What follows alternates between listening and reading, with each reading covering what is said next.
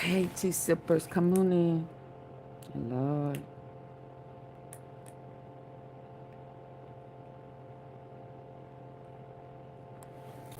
Come on in. I will not be here long. Come on in. I can't make this up. I cannot make this up. Cannot make this up. Y'all come on in. Hitting the like button. I'm not going to be here long. Oh my God. If it ain't one thing, it's another. Come on in. Let's spin the beat. Oh. Oh, how cute. Come on in. Let's spin the beat. A happily married woman with children. But are we talking about? What is going on? I mean, is it never ending? People need to leave kids trafficking. They need to leave all of that alone if you can't stand the big tank. Stand the heat in the oven.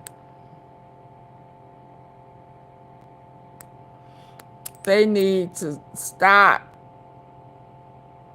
Who's this? Rashida.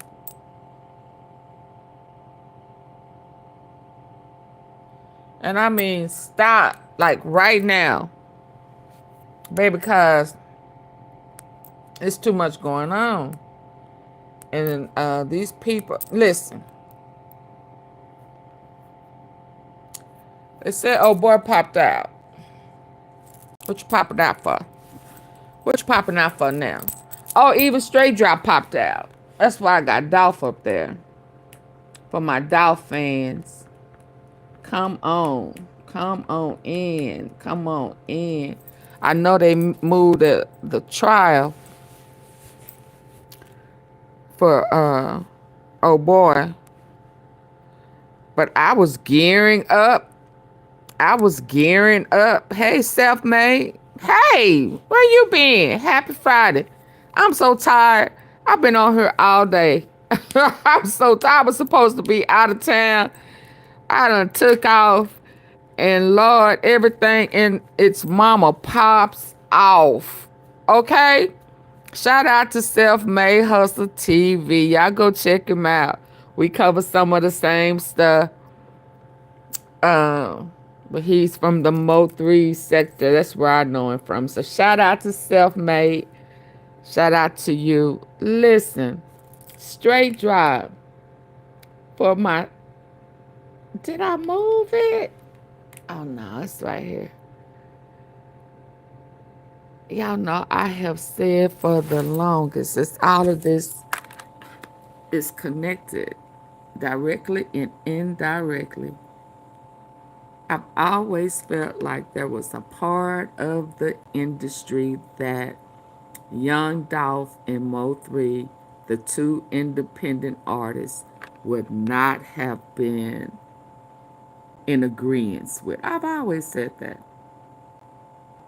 That was some of the reason I even got involved with Dolph after a year after Mo3. I always said there was a higher up. I always said that it was one on each end, South and, well, I was saying East Coast. I've always felt like YOGOTTI and Jay-Z was connected into that industry. Always. So with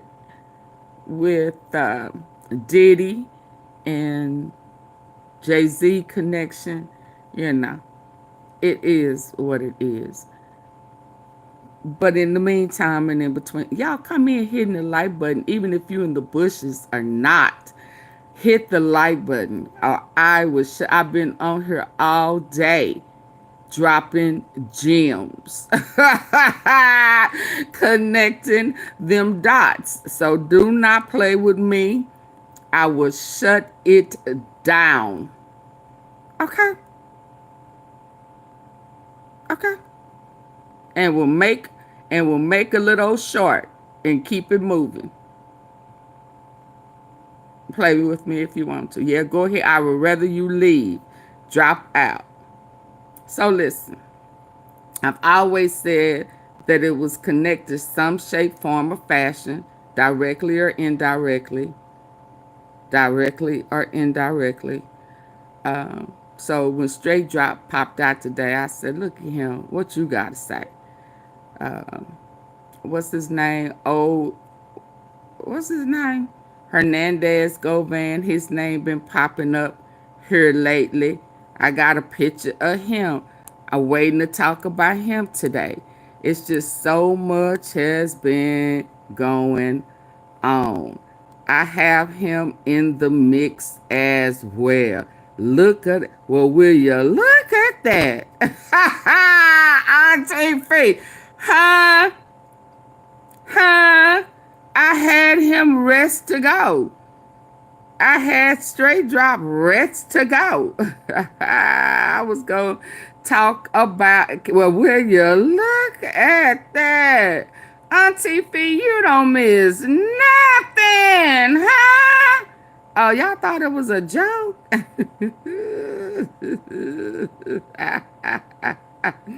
Yeah, all that Seniola cartel, he out, you know, he still being an informant. Him tied to human trafficking, huh? Huh? Haven't I always been, huh? Who, AunTeaFee?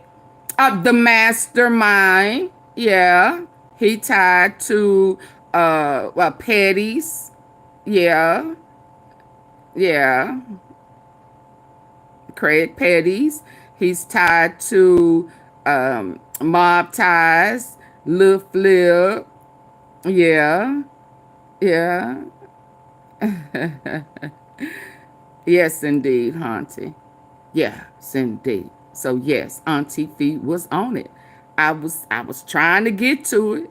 Hell, it just wouldn't let me. So in the meantime and in between time, I gotta mention him. He tied to human trafficking. What are we talking about? Didn't he snitch on what's the guy name? T-Rex in Memphis? Well known pimp to the dimp and trafficking. Trafficking pretty big in Memphis, ain't it? Yes, indeed, Haunty. Yes, indeed. What's the girl from the cookie shop? What's her name? Didn't she get the little girl out of jail after her mama got taken out because they was fighting, probably trying to jump somebody in? I don't know why they was beating up the girl, but her daddy came over there because the mama had the gun outside. Y'all remember all of that? She was waving the gun around while they jumped on, double teamed, triple teamed on the girl. Y'all remember that? In Orange Mound. What's your name up there in the red? Ain't you Orange Mound Quet? Huh? Huh? Y'all come in hitting the like button. Y'all gonna recognize one day. Y'all gonna understand it better by and by. Ain't that a song?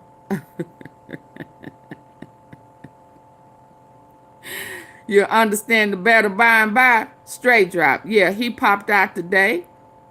Yes, indeed. But y'all don't remember T-Rex? Yeah, he was the one in the red, Orange Mound Quet. Yeah, the girl, Tiffany. What? No, her name wasn't Tiffany. What was the plumber? Destiny Plumber. The cookie girl. I'm talking about the one where he was assassinated. Yeah, Dolph. Got the little girl out of jail. Y'all remember? And then turned right around, Mississippi, where he was Quet, Orange Mound Quet, was let out to go and stay. What is it? I can't think of it now. But it's Mississippi. South Haven. Yeah. Uh-huh. And the girl was right down the street, around the corner, down there, trafficking a minor. Y'all remember that? Destiny Plummer. It was another girl. I can't think of the other girl name, but it was two of them. Yeah. She's sitting off in jail. Yeah. You let me tell it, allegedly, he dropped a dime on her. Orange Mound quit. He dropped a dime on her. Yeah, you let me tell it. So before I get off into old Diddy, Smitty, and Trump the Dump, I thought I'd go and bring them up on in here too. Since Orange Mound quit is out, still working for the feds. Memphis, Dallas, Houston, you know, he get around. He around the way guy. Yeah. He's the mastermind, they say. Him and Big Jug. But we know the head honcho is YOGOTTI. Who's tied to who? Jay-Z. That's tied to who? P. Diddy. Okay. Hold that mule. Hold my mule.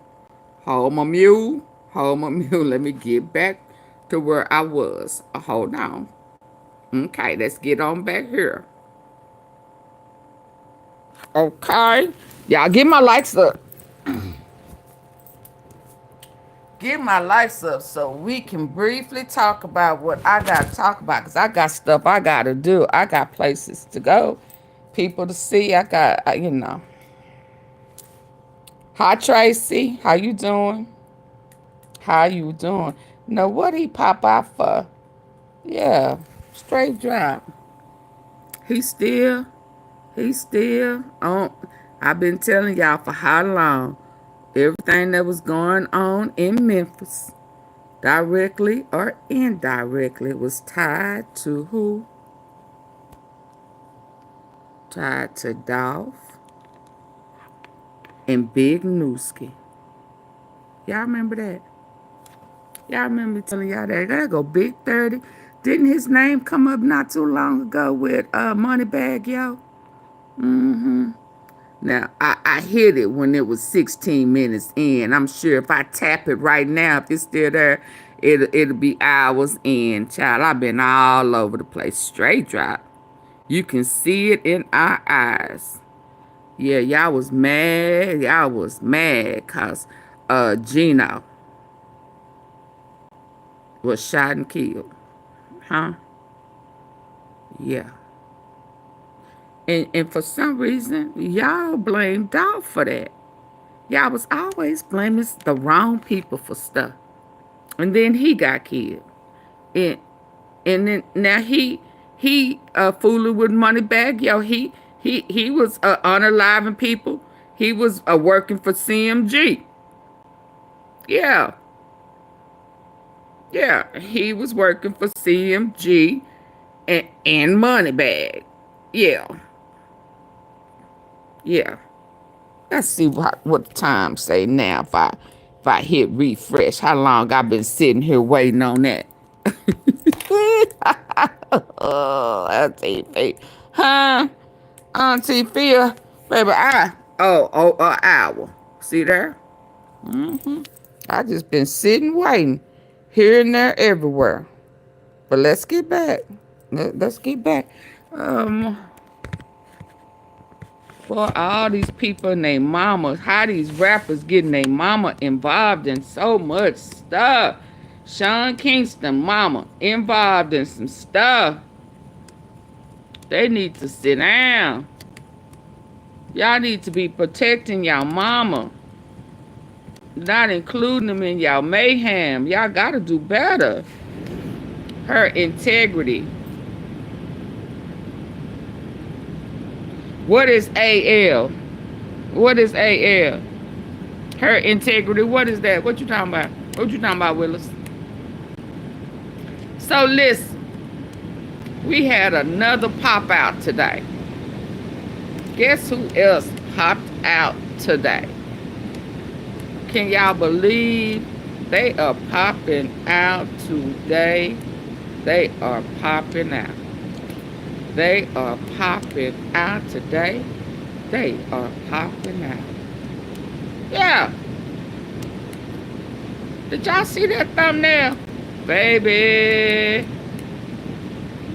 Woo, if that ain't a thumbnail, I don't know what it is. Did y'all see that? Did y'all pay attention to that thumbnail? That's what I want to know.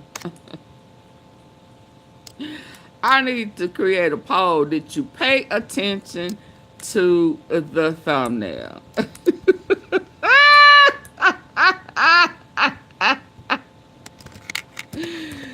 Did you pay attention to the thumbnail?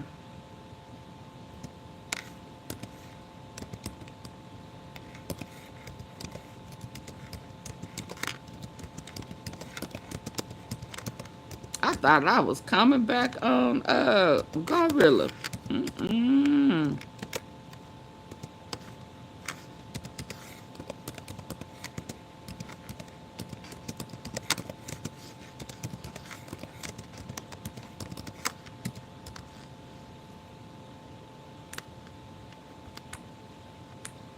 Did y'all pay attention to the thumbnail?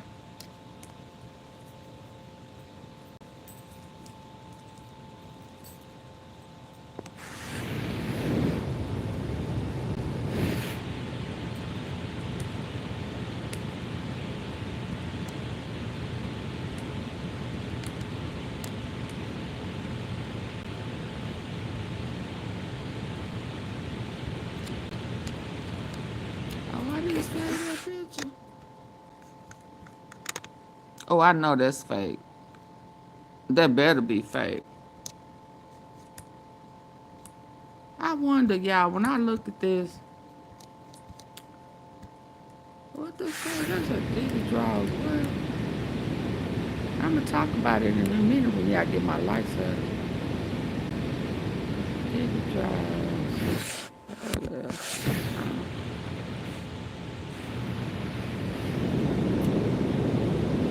I wonder, when I look at this picture, I wonder, because there go Cassie. So this was back in the day. This right here was back in the day. I wonder, because there go Cassie in the yellow. She don't look happy, do she? Diddy look like, let me tell you what I see when I see this picture. Old fat neck Trump. He went orange then. I wonder what made him start going orange. Hey, Carolyn. Hi, Kevin. Hey, Gregory. Only.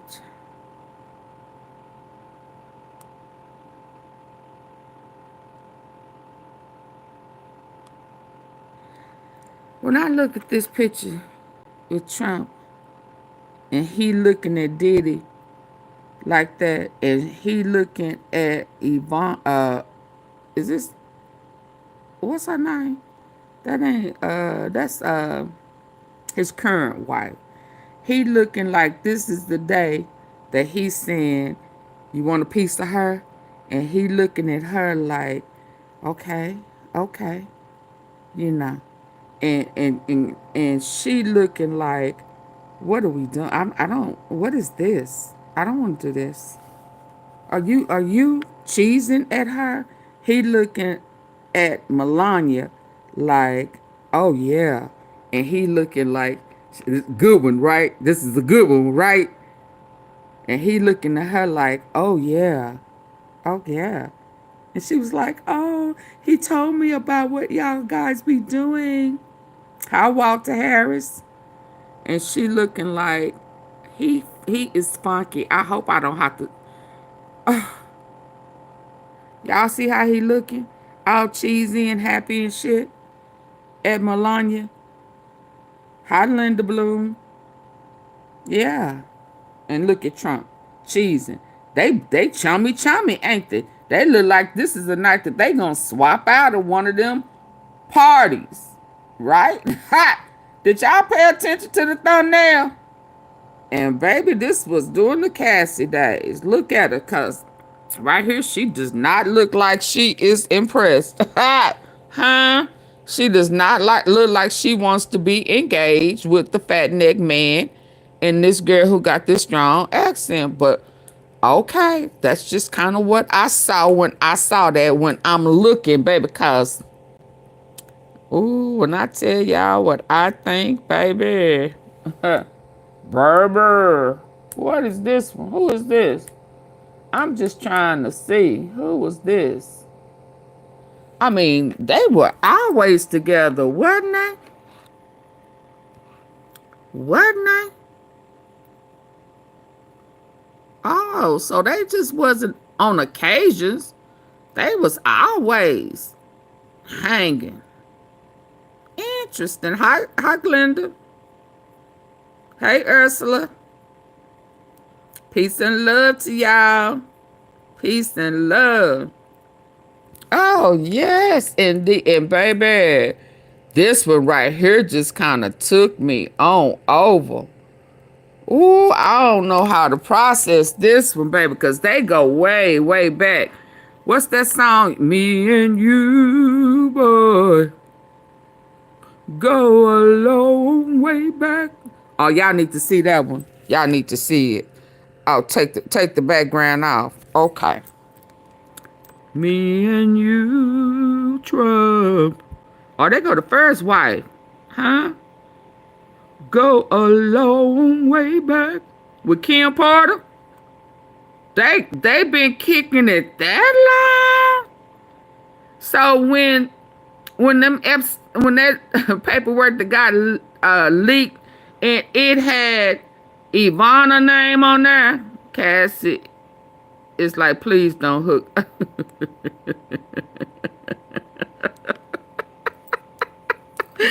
Linda, please don't hook me up to this cheese doodle. Huh, y'all see this? They go way back. That's first wife, baby. Her name is on that list. Now, that's a celebrity chick, ain't it? Mm-hmm. There go Kim Porter. Interesting. I said, ooh. And baby, when it came to this one, this before he got them teeth and everything. Look at him. He doing the same thing he was doing to Epstein. Look at the tits on that one. Look at the ass on that one. And he was like, God damn, yeah. They was scouting, y'all. Look, Diddy and Trump sitting in the tree. Jesus Christ. Yes, he do loves me. Yes, Jesus loves me. Yes, he loves me. Can y'all believe that? They go way back. Look, that skinny Diddy. Yes, indeed. Yes, indeed. Diddy J. Trump. Straight hanging out together. They go way. They've been doing this shit a long time. My point is, they've been doing this shit a long time. They got wives and different sets of baby mamas and first wives, and every time both of them got that dirty trafficking shit hanging all up on them. And on the Epstein, what did he had his parties at Trump's hotel? Yeah, but this right here, they was hanging out, baby. They was hanging out in public in the daytime. This ain't no nighttime affair. Yeah. Thank you. It's me, SB. Thank you. Did you hit the like button? Support the platform. Baby, look at him. He clapping like, God damn. Yeah, he said, yo, what about this one? Look at that. Oh, going over there, you can grab the coochie. You can grab the coochie. And he's saying, no shit. Oh, shit. Hold on. It's more where that came from.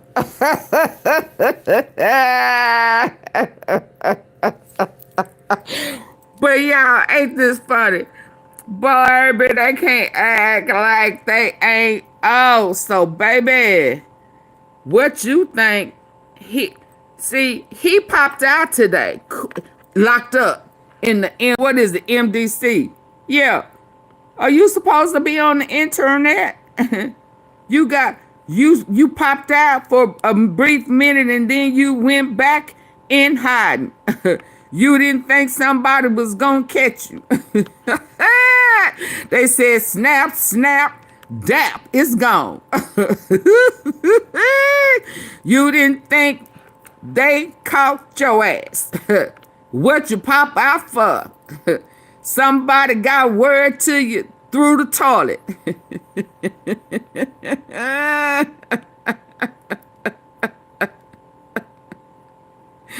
Yeah. Somebody sent you a kite through the jail toilet. God dang. Ooh, I bet you that shit was funky.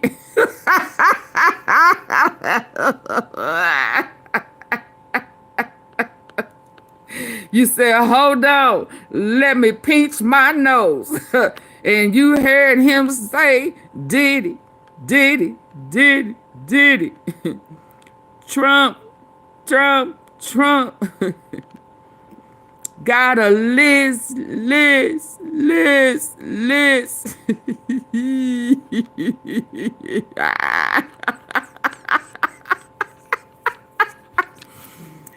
Then you said, what list?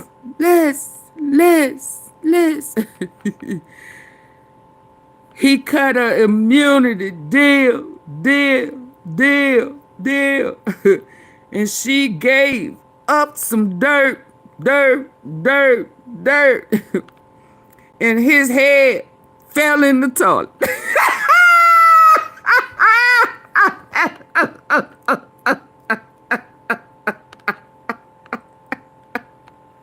You lying to me. Return it.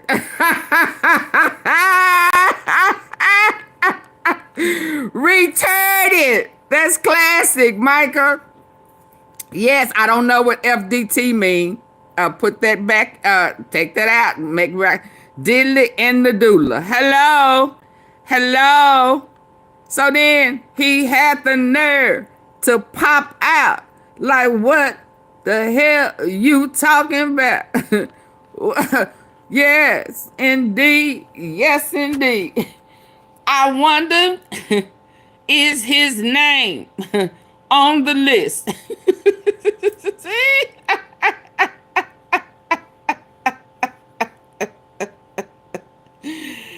Is his name on the list? Huh?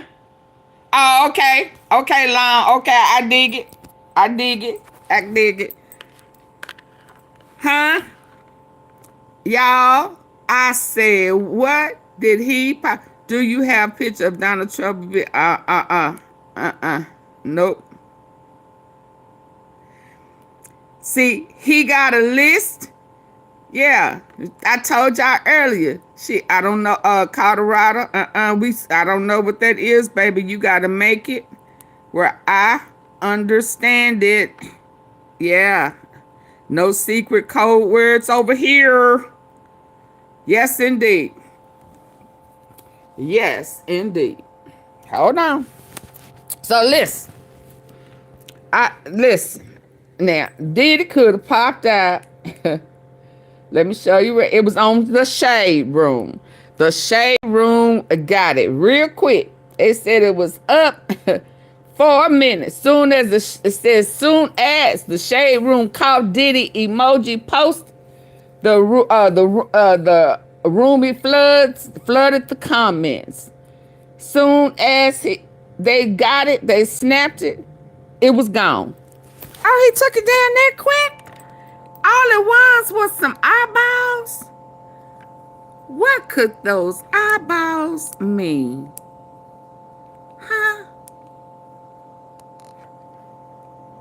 Look, Diddy.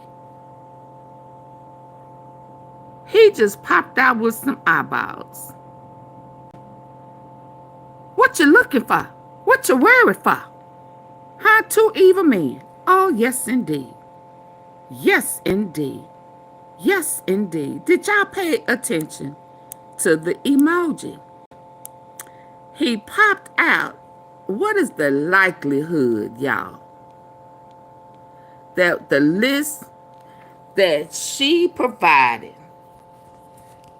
with her immunity deal, huh, had Diddy name on it? Just when he thinking his ass finna come home, just when he thinking that he done, just when he was thinking that he gonna go in there and fake the funk like he getting help for himself, huh? You said, now I'm laughing Trump and Bill Cosby. Come on.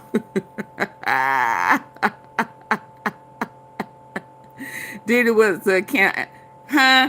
Just when you thought that you had played in everybody's face. And I told y'all remember when I told y'all right before they fired Comey, Miami was coming. Didn't I tell y'all Miami was coming? Miami was coming. See, this is what he put up. Diddy coming home. I don't know, Barbara. That ain't what I'm here to say. What I'm here to say is that that list, that Giselle, okay, I'm not here to debate that. Erica, is that what you're here to talk about?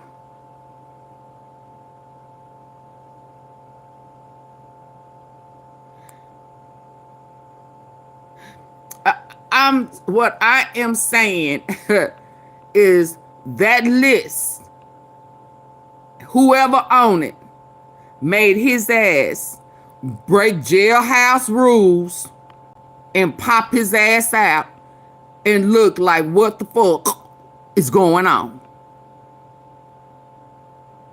And then on the flip side, if he looking to pardon her, he ain't gonna pardon me. He can't just go in and pardon all the triple X, the X traffickers, but I don't think that's what it's for. I think it's for, you want to know if your name is on the list. Yeah. Because now they talking about the people whose name is Maureen got that boy off Maureen Comey. Is James Combs. What? I don't 480. Sharo say that different. Maureen Comey got that boy off. Maureen Comey got what boy off? No, she didn't get him off. They fired her because she was finna come for all of them. She was finna come. She was heading her way to Florida.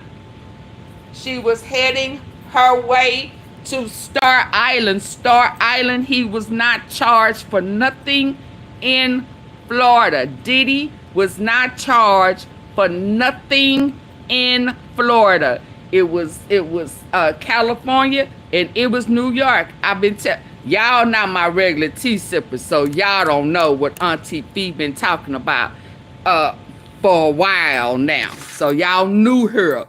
Y'all have no idea, but what I need for y'all to do is hit the like button.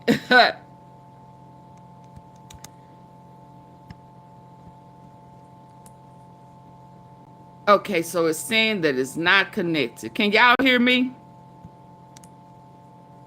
Y'all want to sit up in here and debate about who coming home. Y'all missing the whole point because y'all just coming in here trolling. You need to stop trolling and you need to listen. Okay? Okay, can y'all hear me? No, you can't, because this, can you hear me? Because this just says cannot be reached. Internet is down. You lying to me. You lying to me. Can y'all not hear me?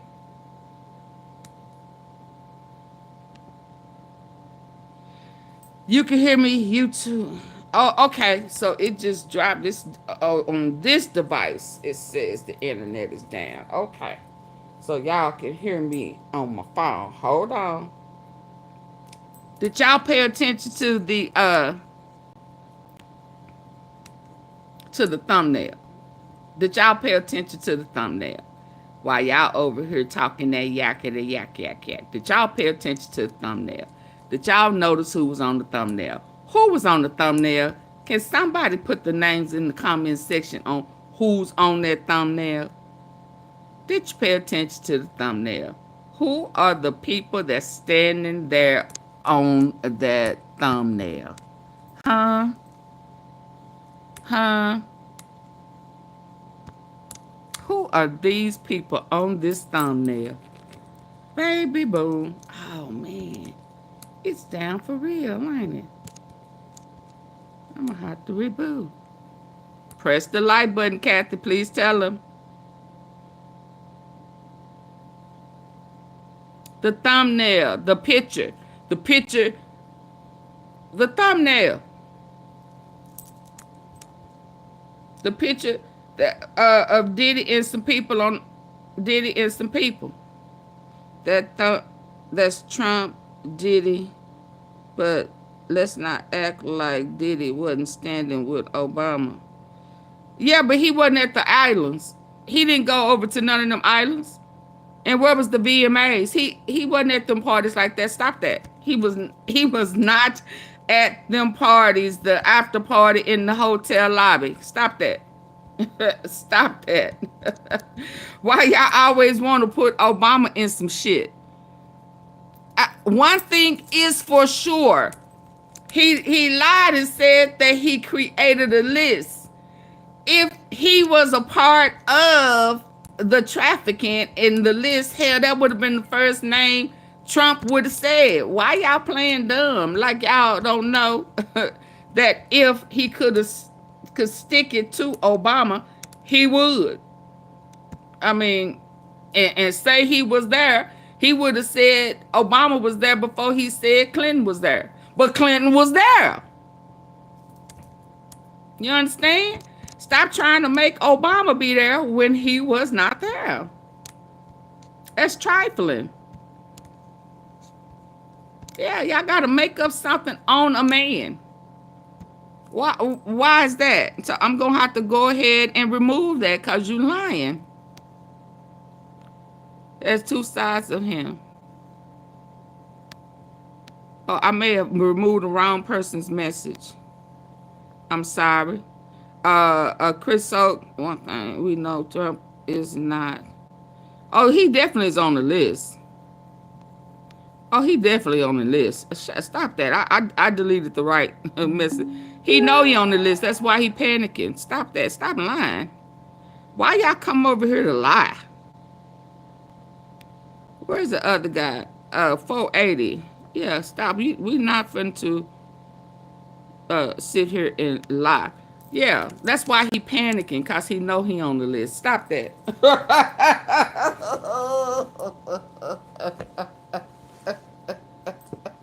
That's why he giving folk immunity. Yeah. Yeah, because he knows stuff is leaking that had to come that way, from that way. Stop that. Y'all play too much. I'm finna have to block y'all. And my likes ain't up too. Stop that. He wasn't there. He wasn't active at that point. And yeah, he wouldn't have been invited. This stuff was how long ago? This stuff was years ago. Those kids are grown now. Them people were the kids, the minors, they grown folk now. Stop that. Y'all making up stuff. And Trump would have brought him up a long time ago. No need to lie. We keeping it 100. Okay, well, I'm a go on to take you on up out of your misery. Go on somewhere else. Who I need to go on put out their misery? Who insist on lying? Carol, do I have to remove you, Carol? I mean, come on. Show me a picture. Show me a picture with them in Florida at one of them parties. Show me one. Show me a picture. Show me any type of evidence. Because I can damn show you. Huh? Show it to me. You just talking. Even Trump ain't said Obama was at Epstein's island. Huh? Yeah, y'all just lying. Hold on. They did it at Mar-a-Lago. Show me pictures of him in Mar-a-Lago.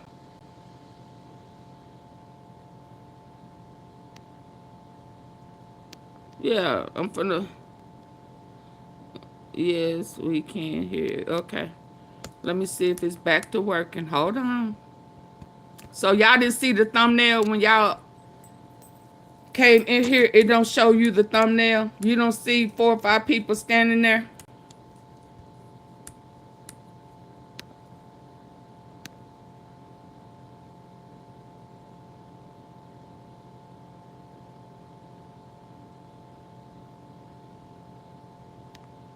Trump is worried. Kendall, where you been? He done pissed and shitted all on himself. What are you talking about? He done had panic attacks and temperature tantrums. Today, after they met with that lady, is the first time he's saying, bring up Harvard's the CEO of Harvard. You can bring up the hedge fund. Now he giving names. He wasn't doing that before, was he? Ice cream machine. Yeah, you like that white shit coming out, easing out. He like you. Go wipe his ass. Buy ice cream machine. Who else I need to get out of here before so I can tell? Oh yeah, he has a very dark side. Y'all, I need y'all to get my likes up.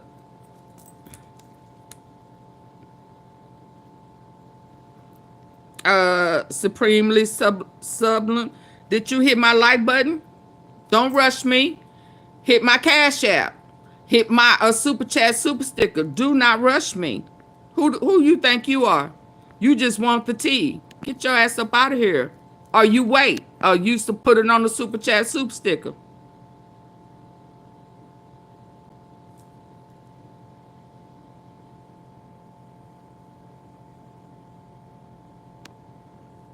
Okay, bye. Let me help you. Don't ever come back. Bye. Oh, he can't even run for 2028. Go on, Kenna. You stupid. You slow to the party. You just making up stuff. Troll someplace else. Y'all say bye to Kenna, Jordan, Jonathan, whatever your name is. You sound slow. But y'all better get my likes up. Get them up. I am not finna entertain y'all like that for free. No, not I. The devil is a lie. Hi, Belinda Johnson.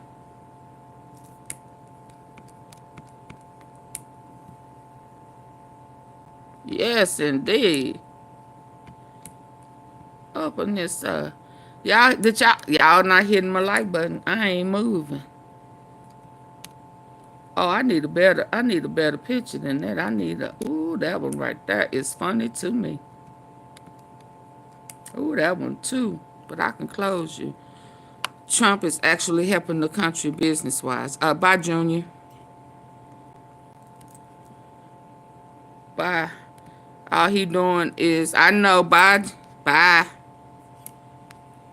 Yeah, you want the tea, but you don't want to hit the like button. So bye. Hi, Kenneth. Did I just remove you? Hello? Until my lights go up, y'all not finna get it all from me, baby.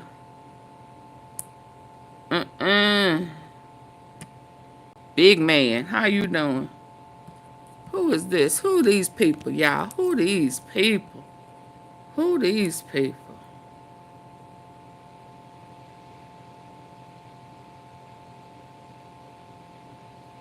Who are these people?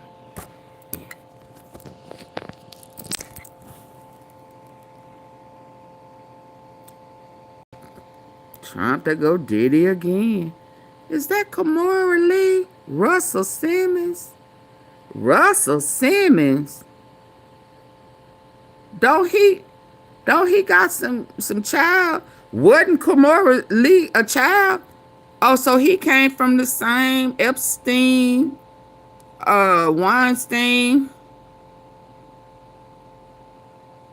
giving payback, exposing to if he is straight robbing the nation every single way he can. Absolutely. Just like he got busted out on didn't he bust his ass? Shook his head, laundering to him of absolutely.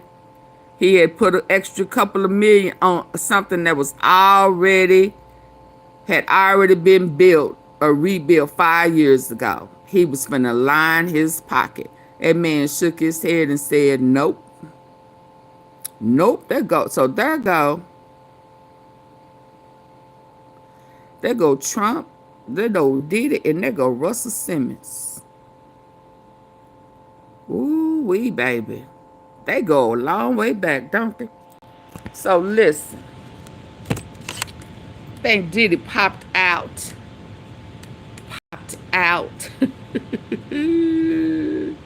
Heck yeah, they go a long way back. They've been doing this shit for a long, long time.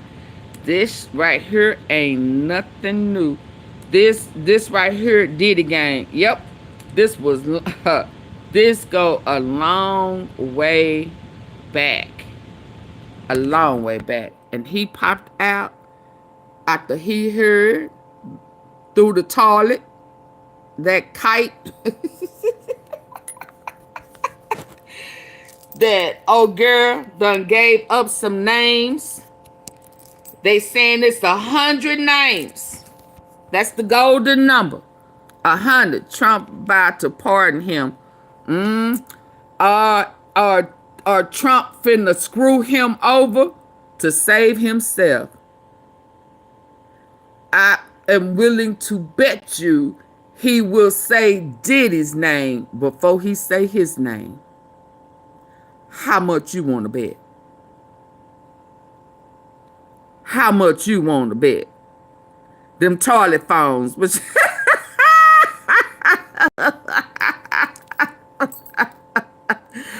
I bet you a YouTube bet that Trump will give up Diddy name off of that Epstein list before he give up his name.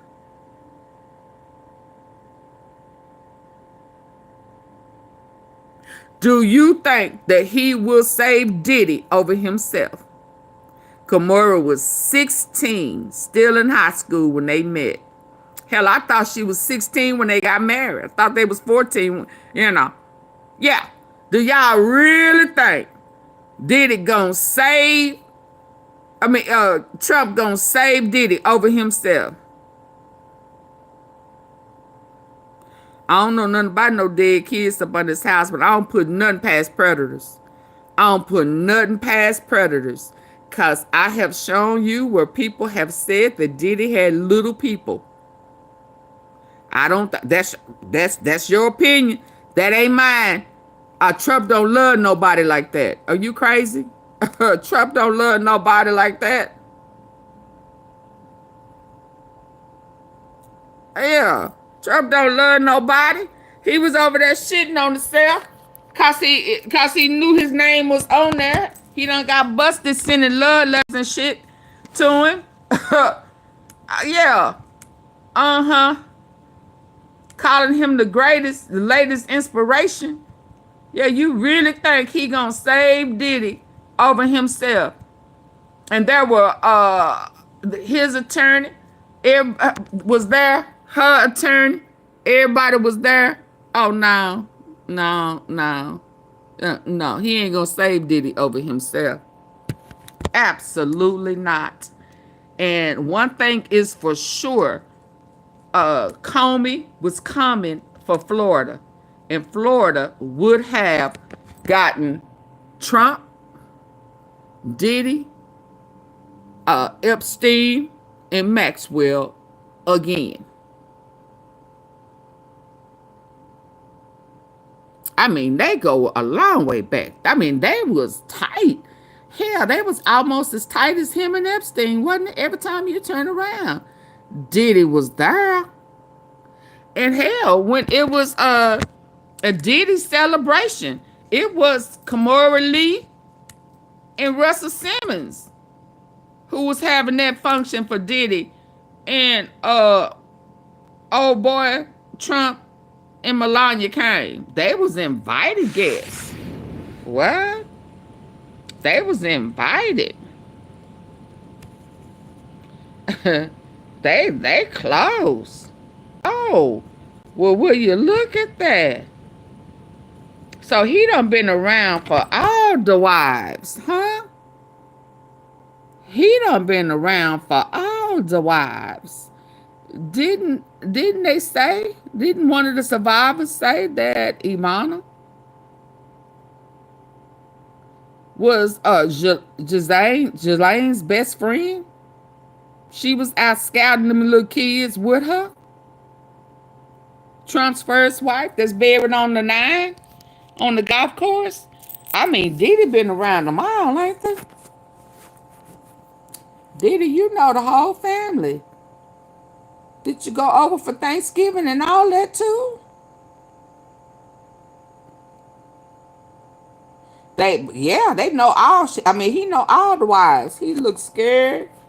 Oh, he looked scared and thirsty on that other one. He looked like the first time he met Melania, and Trump was telling her he could have her tonight, and Cassie didn't look too happy. That's my opinion. You have to give it a break already. Trump is the boss. Get over it. Oh, boy, bye. He your daddy. He ain't mine. He your cult leader. Not mine. Bye. Y'all say bye to Dunn. Say bye to Dunn. He like that shit in the front of the pants.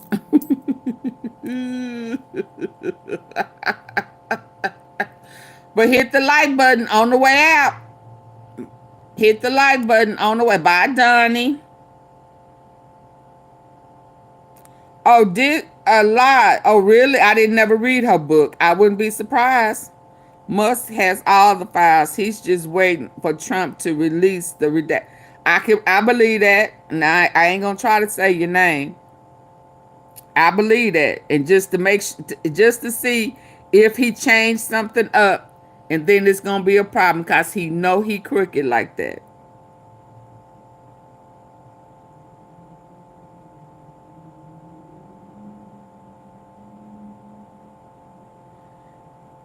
No, they voted to keep it closed, Maurice. But did you know that they had another meeting after that, and superseded that? They left. They had a vote before they went out. Yeah. Oh yeah. They went over that head. The cut. Damian Thorne. The final conflict. Watch this movie. Damien Omen. Yes, indeed. Hey, Ivan. I hit the like button. Thank you. Thank you. Trump moving differently than the rest of them. He stayed on business. All I can say. I'll take Trump over Biden. Oh, that's okay. If you say so. I don't want no predator, Ivan. Yeah, I'm going to have to remove you on that one, baby. I am never going to take no predator. That could be your child. That could be your child. That could be your sister, your niece. Yeah, if you justify a predator one way, you can justify him anyway, then that, yeah. I ain't going to block you, but I'm going to sure look at you different. I ain't going to even lie. Yeah, no, I don't want nobody. You cannot trust a predator, period. You cannot.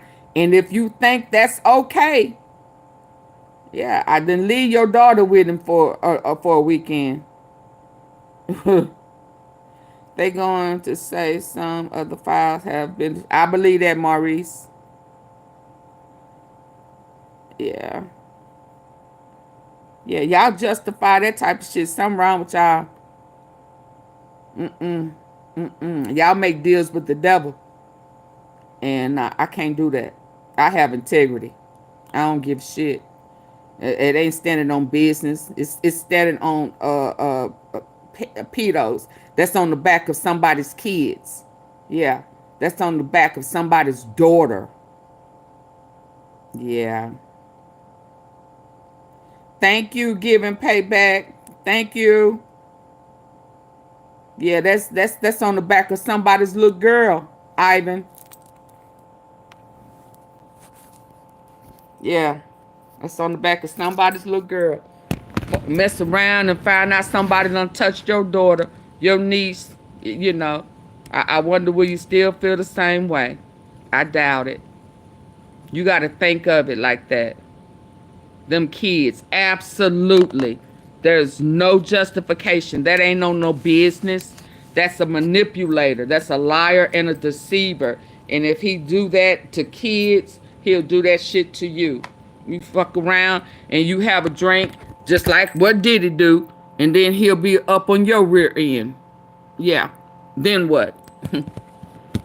You be, and then you still be saying he on business, he's standing on business? No. Yeah, you compromise your integrity one way, you might as well give up your ass. That don't sound good, do it? Unless you into that.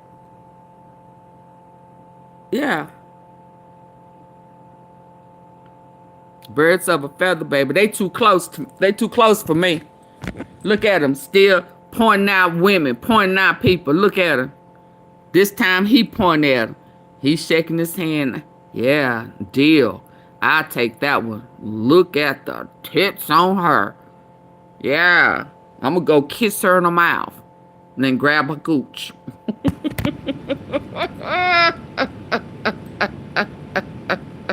Don't spam my chat. Don't do that. Don't spam my chat. You can comment, but don't spam my chat. Get that shit up out of here. Do not spam my chat. If you do it again, I'm going to remove you permanently. I don't know what BOMFL is. Yeah, no acronyms. Spell it out. So I don't know if I need to remove you or not. You know what I mean?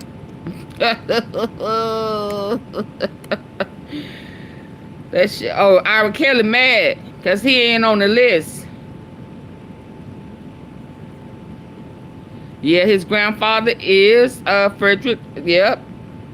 Opened a brothel when he came back from Germany. Yep. Riches off the back of women. Yep. Oh, you know who? You did some research. Shout out to you. Shout out to you. Yeah. They are illegal immigrants. He has citizenship by way of illegal immigrants. Okay. Bye. Bye, Maurice. Yeah, whatever the BO. Yeah, bye. But let me help you out because you still here. Yeah. Now, I just removed your message. Now, remove yourself if you want to go.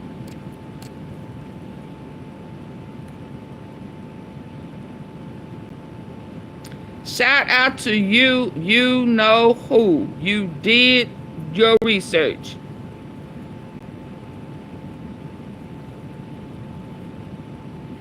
Absolutely. You're absolutely correct. A lot of people don't even know his last name. It's not even Trump.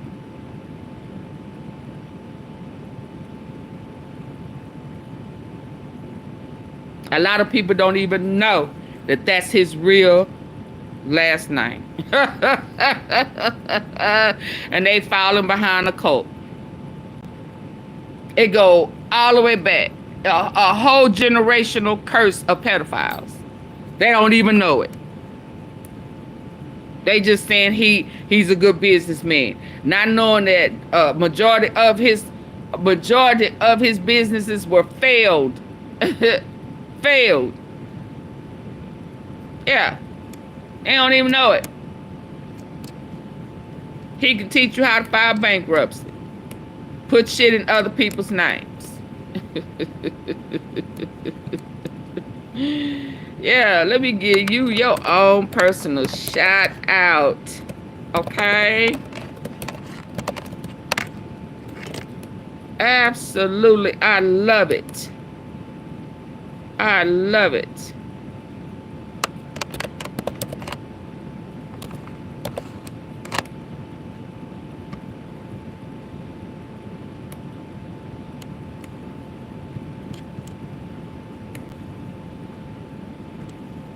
Give you some flowers right there. Give you some flowers for doing some research instead of just going with a narrative. Not knowing the dirt, not knowing the history. Yeah. Yeah. Absolutely. Your mama lied to you, Cameron. You lie like a rug.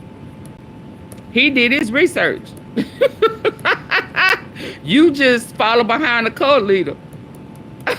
You the slow one. Hi, George Wheat. But let me make it easy for y'all. Yeah. Let me make it easy for you. Can I make it easy for you? Let me make it easy for ya. There you go. Let me make it easy for you. There you go. Yeah. Say something now. Say something now. Say something now.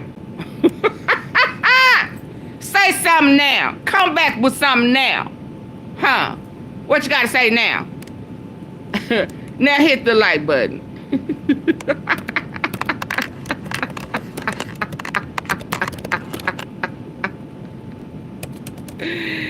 Yeah. Hey, Scott. Hit the like button now. Say what? What you gotta say now? Say what?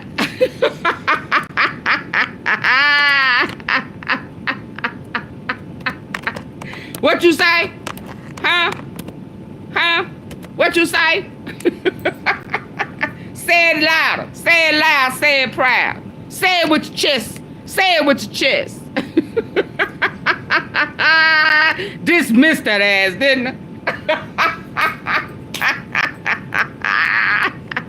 Say it with your chest. Say it with your chest out. Yeah. What? I can't hear you. What you, huh? Yeah. Put it in all caps.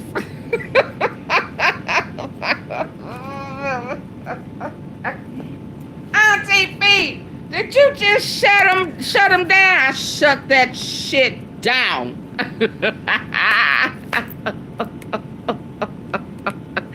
The whole chest, Sylvia. The whole chest. Say it with your whole chest. What? What? What? What?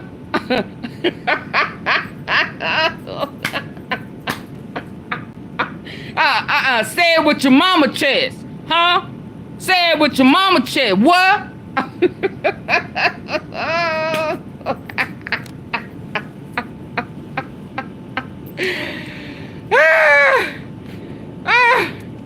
Oh my goodness.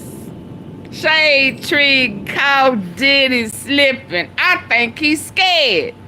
I think he wondering, what's his name on that list? Huh?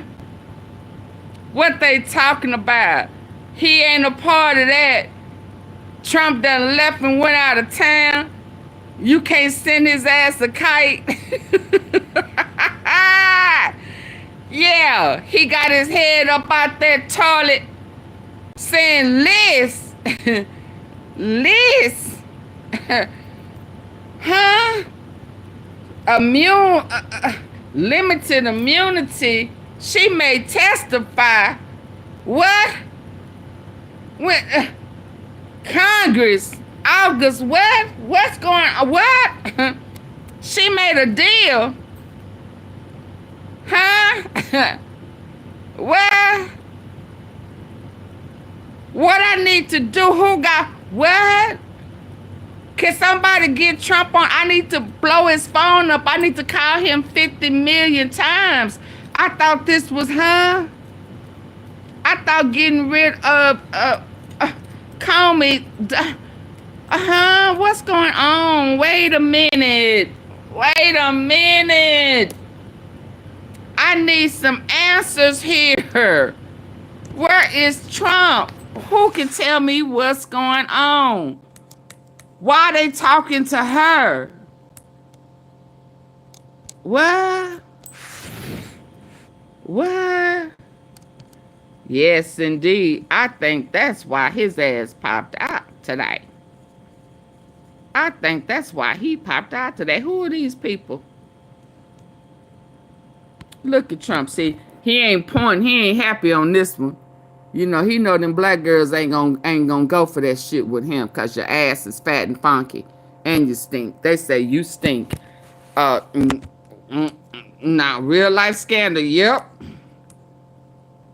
Real life scandal. I agree with you, Sylvia. That head fell through that toilet when he heard what he heard today. Then he got on social media and showed his face. What you showing your face for?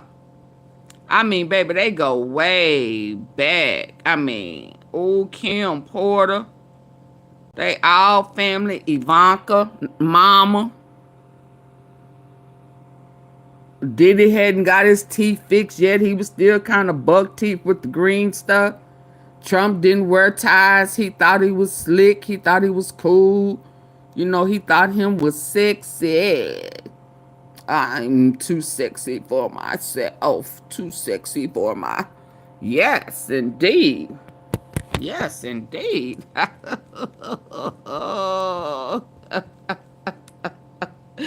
Baby, this is too good. Baby, when I tell you this is too good, this Kimora Lee, Russell Simmons. I mean, baby, what? What? Don't be hiding, Russell. Yeah, don't. Ain't she keeping the twins and stuff? Yeah. She got them into modeling and stuff. Yeah, they all be playing with them kids and shit. Yes, indeed. Russell Simmons. Didn't they say he back broke you too? And the other guy that was on the end of that other picture, wasn't that Andre? Olivia Pope. Wasn't that Andre Harrell? Oh, yeah, he still had his baby teeth, didn't he? He still had baby teeth. Yeah, he still had baby teeth.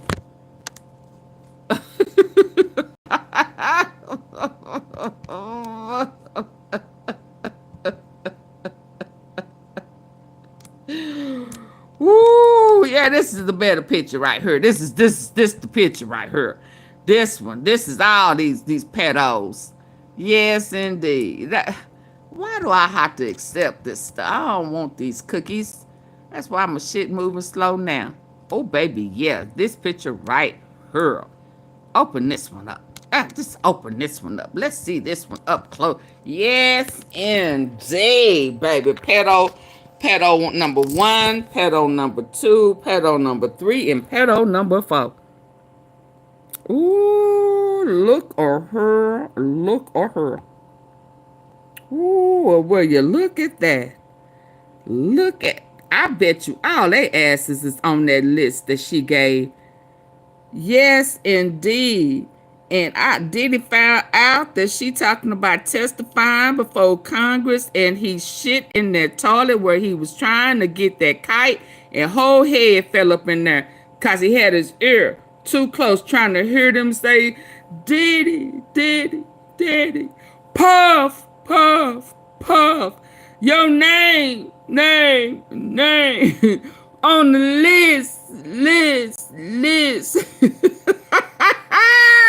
And that head fell in the water, that toilet water. Got to be more careful. What? Look at him. Pedo 1, 2, 3, and 4. Absolutely. And you was a child victim, Kimora Lee.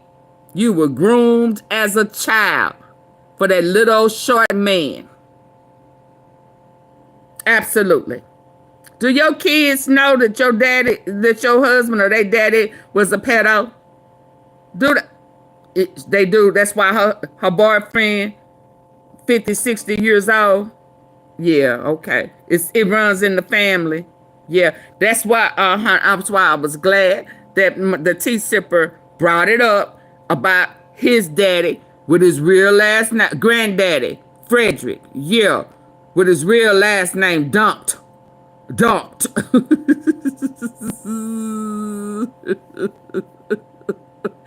Had a brothel. Yeah, so he got it honest. Is that the same one that died from the swine flu? That he like he didn't know what a pandemic was?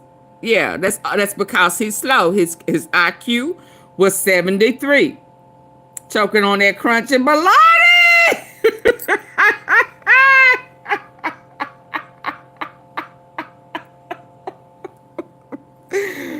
Baby, I love my tea slippers. You hear me?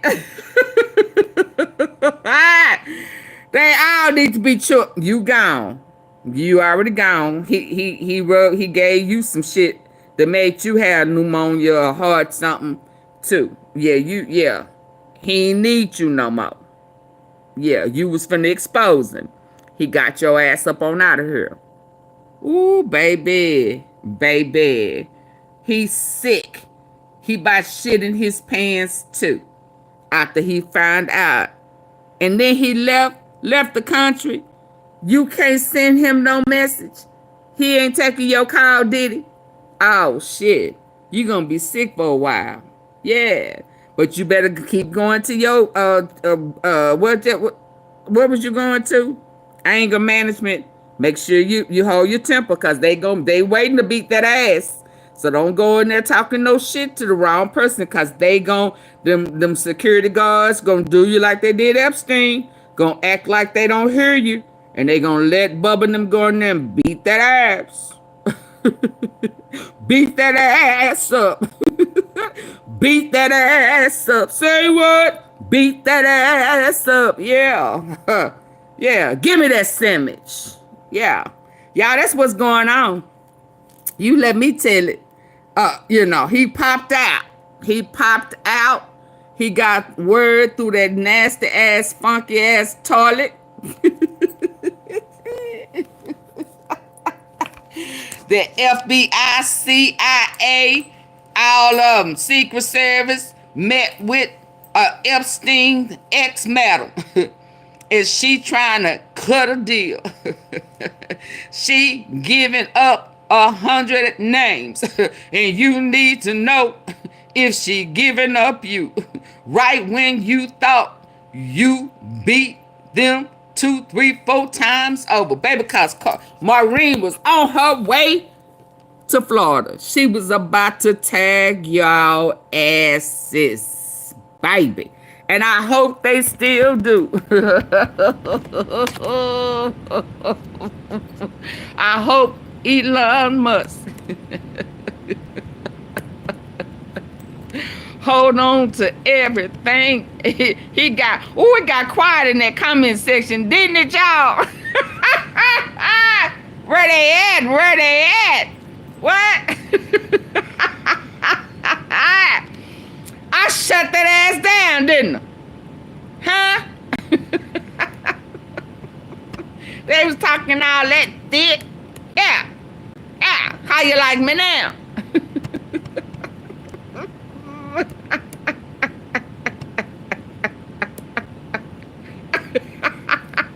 Oh, Charlie phone call.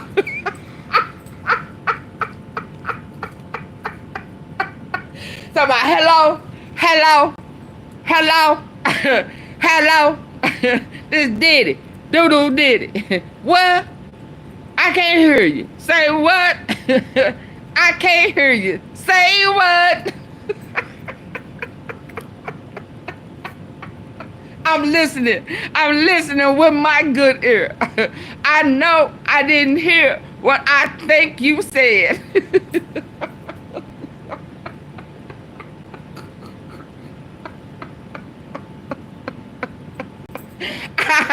I know good and damn well I didn't hear with my good ear what I thought you said. Let me turn to the other ear.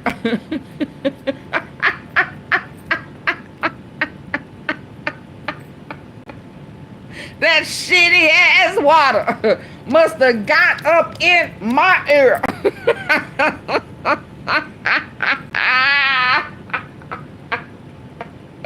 Hello, are you still with me? Hello, hello, can you hear me now?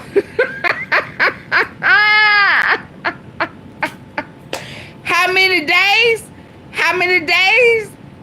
They was talking for 2 days. She got to get out of jail and go talk to the feds. Oh, Lord.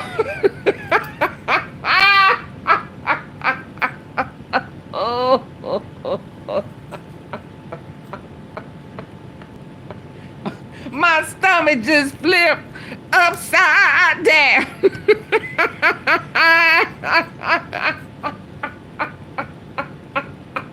She had a box. What you mean she had a box? What the fuck is going on? Up in here. Up in here. So I ain't have no way of knowing. None of my contacts knew.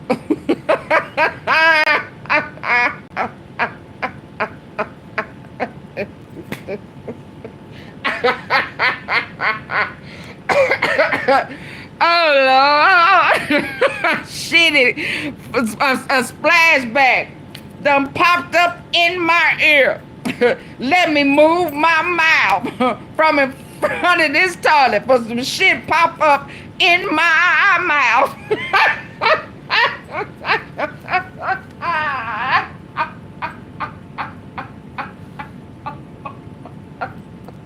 Oh, my goodness.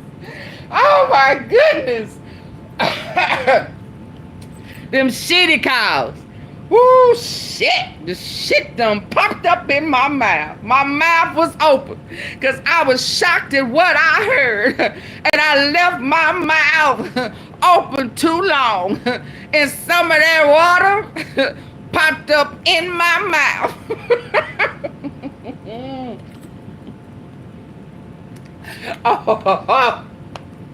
Oh my goodness. Oh my goodness. Oh my goodness. Y'all, I play too much. I play entirely too much. I let their asses come over here and talk that noise, knowing good and dang well that their asses wasn't gonna be able to stand the heat. I set that ass up just like Ghislaine Maxwell.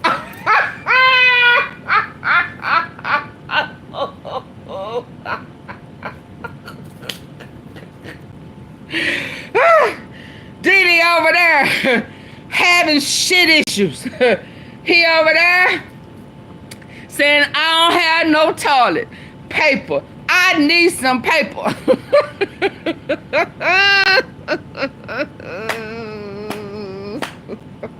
This shit ain't funny.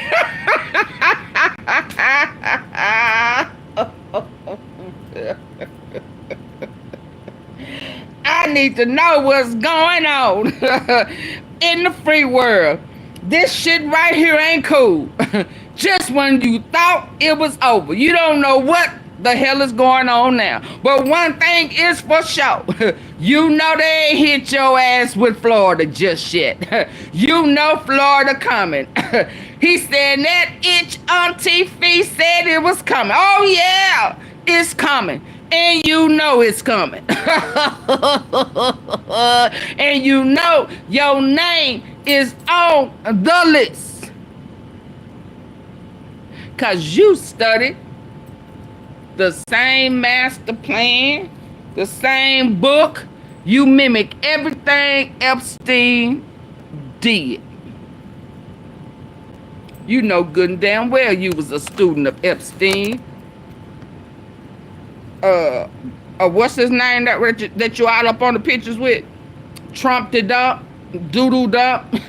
Yes, sir. Yes, sir. Russell Simmons. Yes, sir.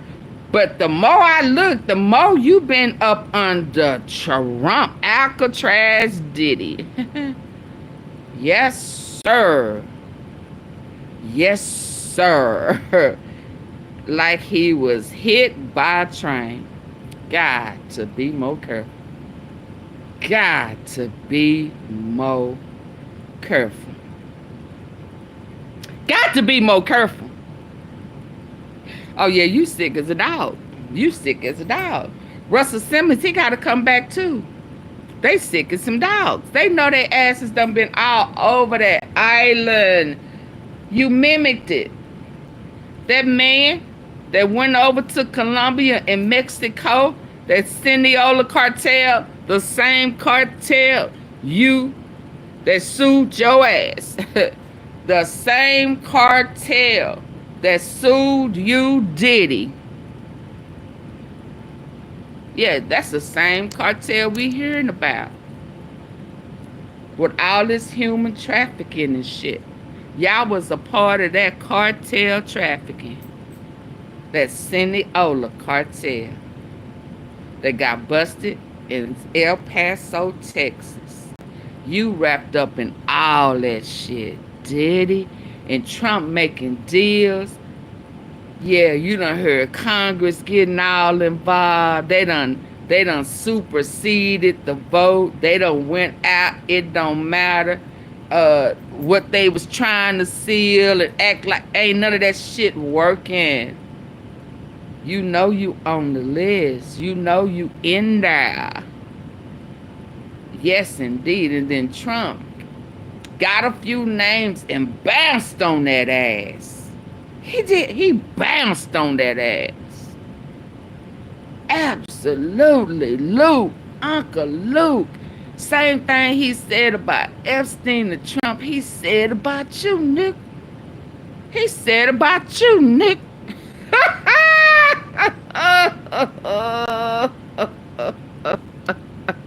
Yeah. He said y'all had the minors up in there. Yeah, them girls look like little girls. Same thing he said about Trump, he said about you. Yeah. That model that y'all was trying to say was kind of little fruity. He whooped your boy's ass because he was trying to push up on it. And then he said that Epstein invited him to some of them parties and you invited him to some of them parties. And he turned both y'all monkey asses down. And you tried to step to him because you didn't like rejection. Yeah. Everybody. You heard that through the toilet too? Y'all hit the like button.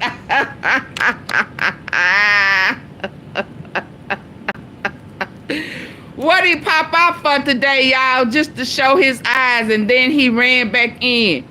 Put his ear to the toilet. Huh? What did he pop out for? Shade room caught him slipping. He ain't say nothing. He just bucked them big ass eyes like what in the fuck is going on? Somebody said, is that a threat? I don't think it's a threat. I think it's fear. Because old girl gave up a list. Yeah, and he started saying hedge funds. Harvard. He started naming GG. He started naming some names and shit. Diddy popped that ass out. He popped his ass out, y'all. And then he went back in. He's like, God damn, they watching. Yeah, they watching you, Nick.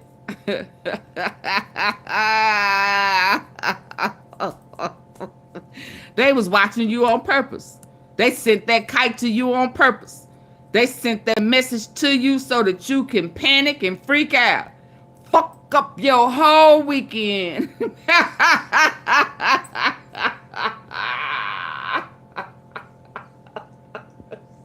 Cause Diddy been quiet, ain't he? They say he had been quiet. Real quiet. Popped up. Saying what is going on. Where Russell Simmons? He been quiet too. Yeah. Yes, indeed. They've been all on Jay-Z neck. They say he paid old boy off to back up. Yeah, it's getting hot in her. Hot in her. Ghislaine Maxwell done stirred the damn pot. Truth will come out. What they talking about, Ghislaine? Truth will come out. Let's hear this before I go. Truth will come out. Say what? The truth will come out. Talk about doing their teeth in the day process. And welcome back here to Live Now from Fox. I'm Andrew Kraft. Live picture there in New York City. Take a look at this, a nighttime skyline view there of the Big Apple. Let's go down briefly. This, a whole bunch of Donald Trump hints he may pardon Ghislaine Maxwell, and the world responds by saying, "Pardon? This is just another day." Hold on, let's listen. Yeah, let's go. Go. This morning, Donald Trump headed to Scotland to take part in what presidential historians refer to as running away from your problems. Yeah. But before boarding his plane to this non-private island, Donald Trump did all he could to shift the world's focus away from Epstein. People should really focus on how well the country's doing, or they should focus on the fact that Barack Hussein Obama led a coup, or they should focus on the fact that Larry Summers from Larry who? Larry who? Harvard, that Bill Clinton, who you know very well, and lots of other friends, really close friends of Jeffrey Summers, should be spoken about. Or you could focus on whatever the hell is going on with these chemtrails in the sky, or how Earth is However, what? supposedly round, yet all of the Yeah, I keep hitting this thing. Hold on. roads are flat. Or, if I'm the president and should be able to look at everything, how come I can't see my own dick? Because, you know, Jeffrey Epstein should be spoken about. Now he should be spoken about. Them, because they don't talk about them, they talk about me. I have nothing to do with the guy. Nothing to do with the guy? Look, there's no evidence that Donald Trump molested children, but nothing to do with the guy? If this were a Coldplay concert, you two would be on the kiss cam the entire time. Oh. Now, one of the reasons the Epstein scandal is still top of mind for everyone, I mean, besides the fact that Trump ran an entire campaign on exposing the truth and brought his Epstein-obsessed MAGA sycophants with him. What names are in there, man? Everyone wants to know, but your boss won't tell us, man. But besides that, Where you for the been? second day in a row, Trump's former criminal defense attorney Todd Blanche met with Jeffrey Epstein's right-hand trafficker Ghislaine Maxwell, who is currently serving a prison sentence in Florida. And to be clear, that's a real prison sentence, not to be confused with just living in Florida, which can feel like a prison sentence. Now, Ghislaine Maxwell is an immigrant who came to America and helped sex traffic minors, which, if I'm not mistaken, has been one of the top offenses this administration is rightfully trying to stomp out. Our Homeland Security investigators are an agency that is a partnership with ICE that do the investigative work and specifically are the best in the world at going after traffickers. They go after them every day, and it doesn't matter what organization that I talk to, they say your HSI guys and gals are the best. They always are able to track down those who are trafficking individuals, find the ringleaders, and be able to rip that evil off by its head. Wow, then it must be so frustrating for those evil head ripper offers to hear their commander-in-chief hint at not just keeping one of those evil heads intact, but letting the entire body roam free. Would you consider a pardon or a commutation for Ghislaine Maxwell? It's something I haven't thought about. It's really He's such a liar. It's something I'm allowed to do it. Not in the history of the universe has there ever been an easier layup than, will you pardon the dead pedophile's accomplice? I am shocked that Donald Trump simply can't say the word no. Especially since it's been hurled at him by women so many times over the years. And unfortunately, Trump isn't the only one who thinks a pardon for Maxwell could be an Oh, I'm sorry.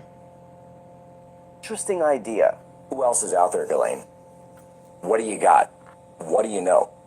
Who do you have it on? And if you do have this information and it's able to come forward, then maybe there could be a discussion about some kind of, I don't know. Who else you got? Who else you got? Republican congressman who calls himself a, quote, MAGA warrior, has decided to challenge me for this. This is Jack Posobiec, known alt-right troll behind the not real Pizzagate pedophile ring, floating the idea of a pardon for the woman engaged in the actual pedophile ring. Heads up to anybody looking to buy jewelry, steer clear of Jack, because he can't tell the real rings from the fake ones. But while Donald Trump and his band of trolls think ruling out a pardon is just silly, others aren't even sure why Maxwell is being locked up in the first place. I do have a feeling that she just might be a victim. She just might be. There was a rush to judgment. These people are crazy. There was a lot of chaos. Their ass is all on the list. All right. Granted, she hung out with Jeffrey Epstein, and I know that's apparently not good. Yeah, I think that's safe to say. You know, the same way that hanging out with bin Laden could be considered less than ideal, or palling around with Hitler falls a bit flat.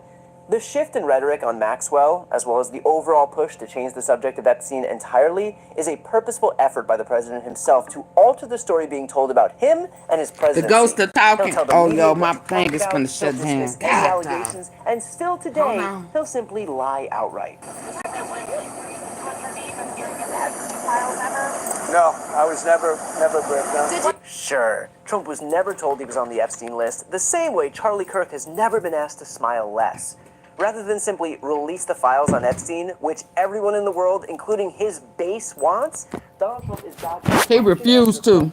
And doing everything in his power to silence his critics, which the chair of Trump's FCC, Brendan Carr, openly admitted to today. President Trump is fundamentally reshaping the media landscape, and the way he's doing that is when he ran for election, he ran directly. Can y'all still hear them? Legacy broadcast media outlets, ABC, NBC, CBS.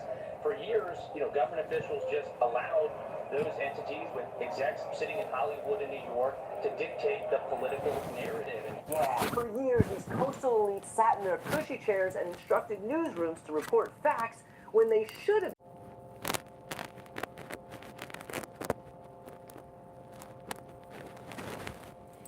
Y'all still here?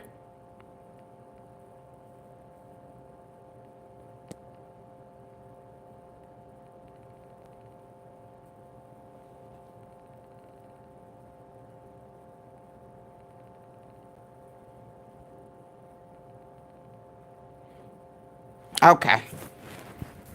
Whew. I was trying to get to the plug before it went all the way out. Hold on. Let me get over here. Let me get it over here. Let me get it over here. What is this one? Hold on. Were you lying then or you lying now? Let's hear this one. What is it? I've been very interested in this Epstein ordeal for weeks now, and I told Mike Johnson that members wanted to pursue that, so it's not like there was any cover-up from the Republicans on the House Oversight Committee, because our guys really want to know.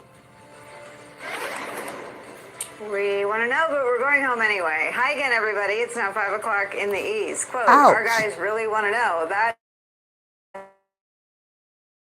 Homer of Kentucky, signaling that the fervor for more information, the need to know, if you will, on the Epstein files is definitely not going away, in his view, anytime soon. But this week saw a Republican Party flee, a party pulled apart. One side wanting, what Comer said, full transparency. The other one desperate to give Donald Trump another lifeline, get out of jail free card, and avoid this story, and acting on what the MAGA base wants at all costs. Get paid to be real. Apply for InFocus. I didn't know what to expect going in. Acting on what the MAGA base wants at all costs. Politico has new in-depth reporting on what they describe as a, quote, House GOP conference in full rebellion over the spiraling Jeffrey Epstein situation. The reporting lays out what happened that essentially forced Speaker Mike Johnson's hand, quote, Rules Committee Chair Virginia Foxx of North Carolina and panel member Aaron Houchin of Indiana informed House leaders that Republicans on the panel would not advance any rule for the week, the prerequisite for the chamber to fully function, without a better solution to the Epstein problem. That's according to two people with direct knowledge of the conflict. That's leaning in, being stunning in this particular political. One of the hallmarks disapprove. That's according to a poll from Quinnipiac University. That is perhaps the most intra-party discontent Donald Trump has experienced as president. That is where we start the hour with Congresswoman Madeleine Dean of Pennsylvania Also joining us, host of MSNBC's Politics Nation and president of the National Action Network, the Reverend Al Sharpton, and Puck News chief political columnist, MSNBC national affairs analyst, John Howland is here for the hour. Congresswoman, one of the hallmarks of Trumpism is the complete control he has over elected Republicans. It's why things that used to be easy in your chamber are now next to impossible, because if Donald Trump doesn't want them done, the Republicans don't do it, which makes the polling that shows 36% of Republicans unhappy with his handling of Epstein stunning in this particular political moment. Does it seem to be loosening the grip he has over Republican House members?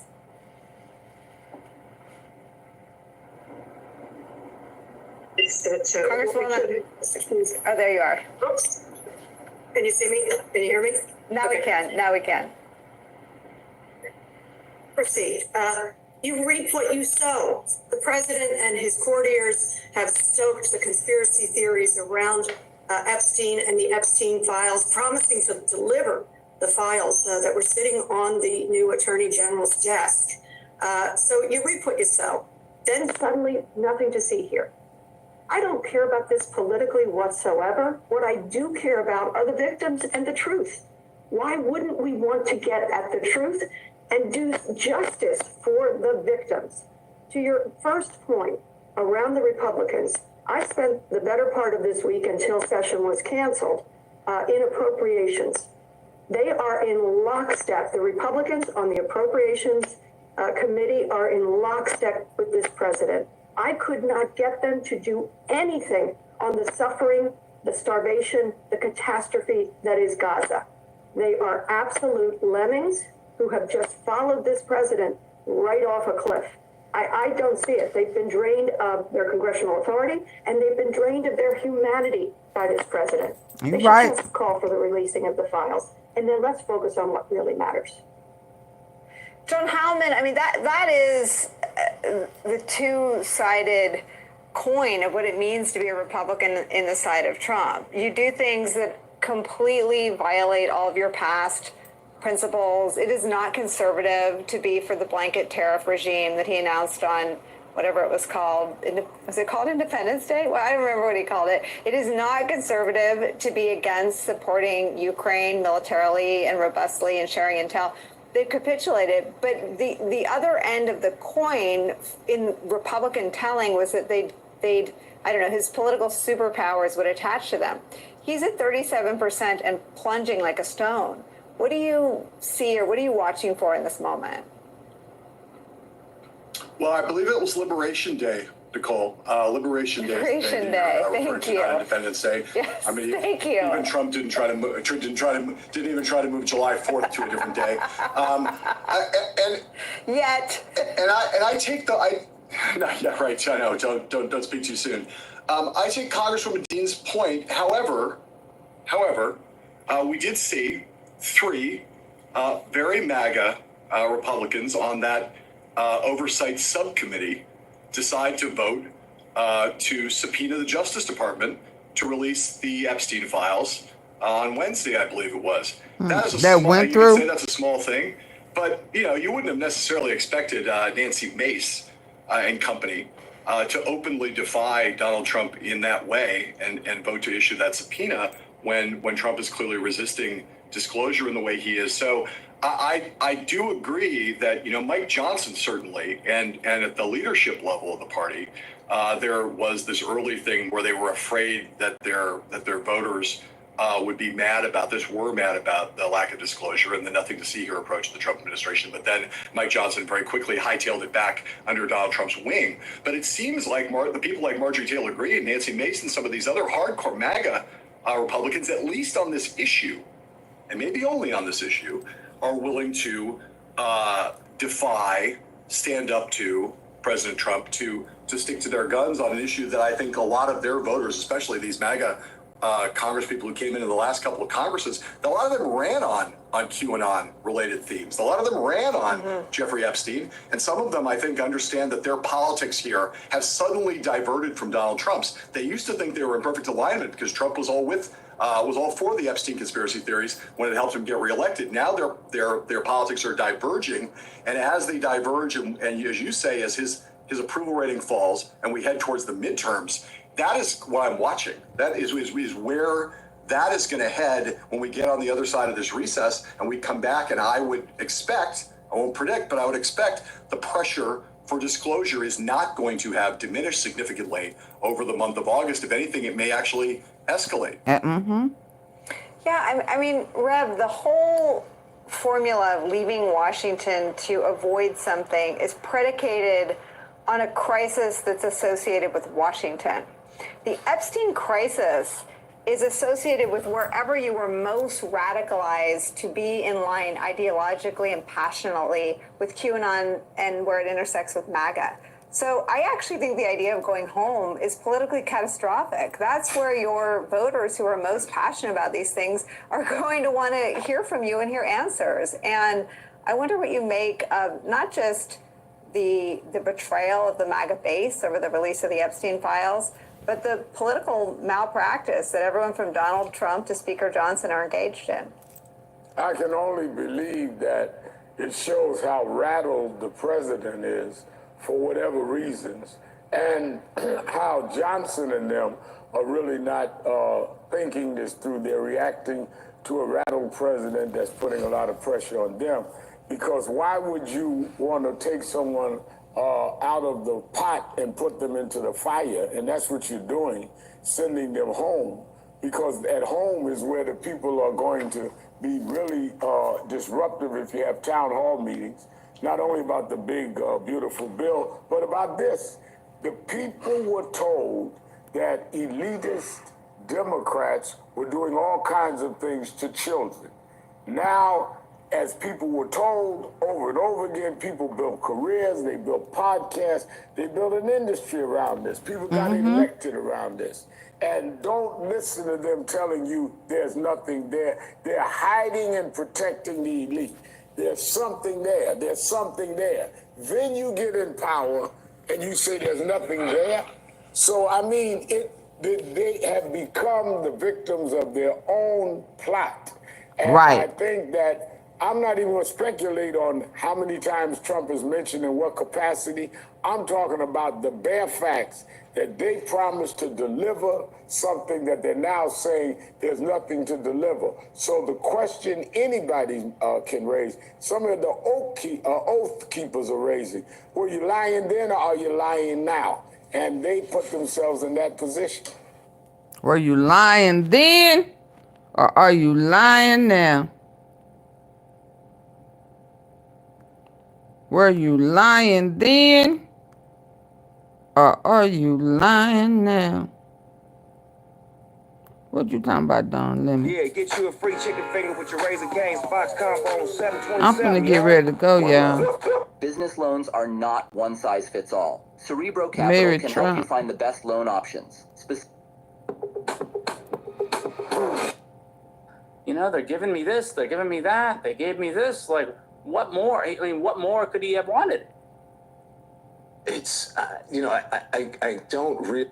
Yeah, I don't know. Hey everybody, Tim Miller from the Bulwark here, and I'm grateful to be here with Stacey Williams, who last October, I guess, spoke out about an incident with Jeffrey Epstein and Donald Trump at the Trump Hotel many years ago that I probably bet you wish you weren't talking about still. Something that happened back in the 1990s, but I appreciate your courage in speaking out and coming here to talk about it a little bit. Thanks. Yeah, it's not a lot of fun, contrary to what some folks say. But I think it's, like I said, it's really important. And I think also when I saw that Virginia died by suicide a few weeks ago, I thought, oh, you know, I can't just sit back.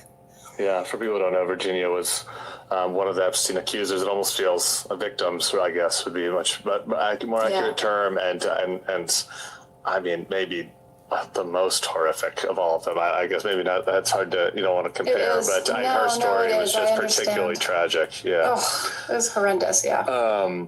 So, okay, well, for people who don't know and aren't familiar, let's just kind of contextualize what was happening here. And then I want to talk in particular mostly to you about kind of what victims and what other women in your shoes want out of, this whole, this discussion about what the government should be doing with regards to Epstein. But to contextualize it, you were a swimsuit model in the 90s, is that right? Well, I think people call me that because I did the Sports Illustrated swimsuit issue for like 8 years, and it was like some kind of record at the time. But I did, Elle, Vogue, Runway, everything. I lived in Paris and New York. That's an important record. Yeah, I guess. I pretended as a closeted gay. I pretended to like this swimsuit edition. I'd get it and I'd sit around for a while, and I'd have it out so in case nobody had any questions. But I didn't really linger, so I don't recall your 8-year run. Well, what's funny is that I've met men over the years. I mean, I guess if we're I'm Gen X, so there are men who I think who are Xers who couldn't come out, and so many of them told me that I was their beard, and I'm so truly deeply honored. They had posters, everything. So yeah, that's great. It's always been a great alliance. That was Natalie Portman for me. Thank you, Natalie. Anyway, Stacey, how dare you? Sorry, different elder millennial version. So during that period, I guess you had a brief period where you were dating Jeffrey. How did that even come to pass? And how long was it? And, what was just sort of the circumstance? So I was introduced to Jeffrey by my agent at the time, Faith Cates, who owns Next Models. And thanks for nothing, Kate, Faith. And she, all those agencies, they hosted a lot of dinners with models and powerful men. And so she got, it was a night, she said, we're getting a group together for dinner on the Upper East Side. And I went and Jeffrey was there. And the interesting thing about Jeffrey, which is so funny, be like, well, he's such a creep, obviously. He's like the most renowned, scumbag on the planet. But at the time, he was one of the few men who just looked me in the eye and had a political conversation with me and didn't condescend. And I think that's why, I got interested in him and why, we engaged. And it went from there. And then kind of forgot about it, though, didn't exchange numbers or anything. And a couple of months later, Donald Trump had, he owned the Plaza at one point, the hotel, and he was throwing a Christmas party at the Plaza. And again, Faith said, I think we had 3 parties that night, and we were just being festive and having fun, getting dressed up for reasons other than being photographed and enjoying the season. And we went to the Plaza, and, Donald was there, and he walked me over. He's like, Jeffrey, right? And yeah, so that's then at that moment, we talked longer. And I gave him my number, and we dated after that for a few months. I was traveling, I was very busy. And so it wasn't like, we were seeing each other seriously for months. I mean, it was a period of 4 months, and I was traveling, and it took a while for all the little data points to line up about how utterly batshit crazy everything was. And then I was out, then I was like, yeah, I'm done. This is insane. Yeah. And then the incident in question that you kind of spoke about last time was, I guess, during that 3 to 4 month period, Jeffrey took you to Trump's office. And it is particularly noteworthy because it's a similar story to what Maria Farmer told to the FBI in 1996. So that would be then 2 years later, 3 years later. She's underage at the time, so even creepier and worse in a lot of ways. Oh God, yeah, but, absolutely. But it's interesting. It's sort of a corroborating type thing because the story's similar. I guess that you went by his office at Trump Tower. So I don't know. Talk about that. Don't wear these perfumes if you don't like compliments. Everyone has been talking about all of these perfumes, but his office at Trump Tower. So I don't know. Talk about that. Yeah, we were taking a walk. We met he was living in a brownstone on the Upper East Side. I don't think it's the same one that got raided. I don't know, but it was a very large, very fancy brownstone with butlers and multiple floors and everything. And that's where we would meet, and then we would take walks. And we were walking down Fifth Avenue one day, and he said, I'd already met Donald a couple of times over the years. And he's like, oh, yeah, Donald keeps talking about you, and let's stop by and say hi. And then that's when the incident happened. We went up, and he groped me, and Jeffrey and Donald kept talking while he groped me, and I froze. I was in shock. And then Jeffrey got angry and berated me for allowing him to do it afterwards. And I have to laugh because it's so insane. Sorry. And and it was not long after that I said, I can't do this. Right. In fact, I said to him, I said, you need to see a psychiatrist. Something's seriously wrong with you. Yeah. He got angry at you.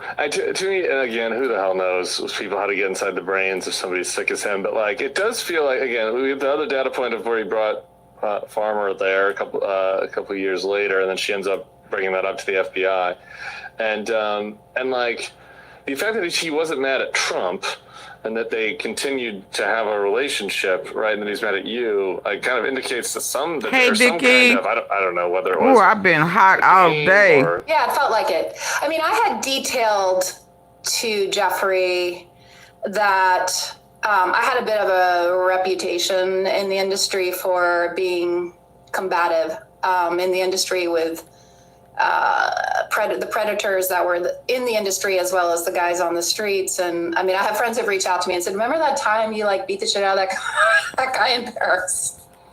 And maced him or whatever. It's like, I was in full combat mode in those days. And I had told that to Jeffrey. I remember telling him that. It was on my mind a lot because, I was living in a war zone. It was such a wild west, back then, like 13-year-olds modeling, there's now you get booked for a job, you're 13 years old, and there's like a tutor on set, and there's, all kinds of oversight. It was truly the Wild West. So we were really unprotected. And so he knew that. I downloaded that to him. And so I think, and I could be wrong, but I think he was so angry because I was walked in. I think he told Donald that, I was one person who wasn't going to let him get away with the handsy stuff. And I did because of the way, like I said it, everything he does is hidden in its brazenness, right? So if I'd been in a dark alley, and I have been in the past, or a subway or something where someone's grabbing me or being inappropriate, I fight back, I get out the mace or whatever. And I had some self-defense classes, but in broad daylight with an assistant going back and forth, you're like, this can't be happening. I mean, it's just like, is this a Kitty Genovese,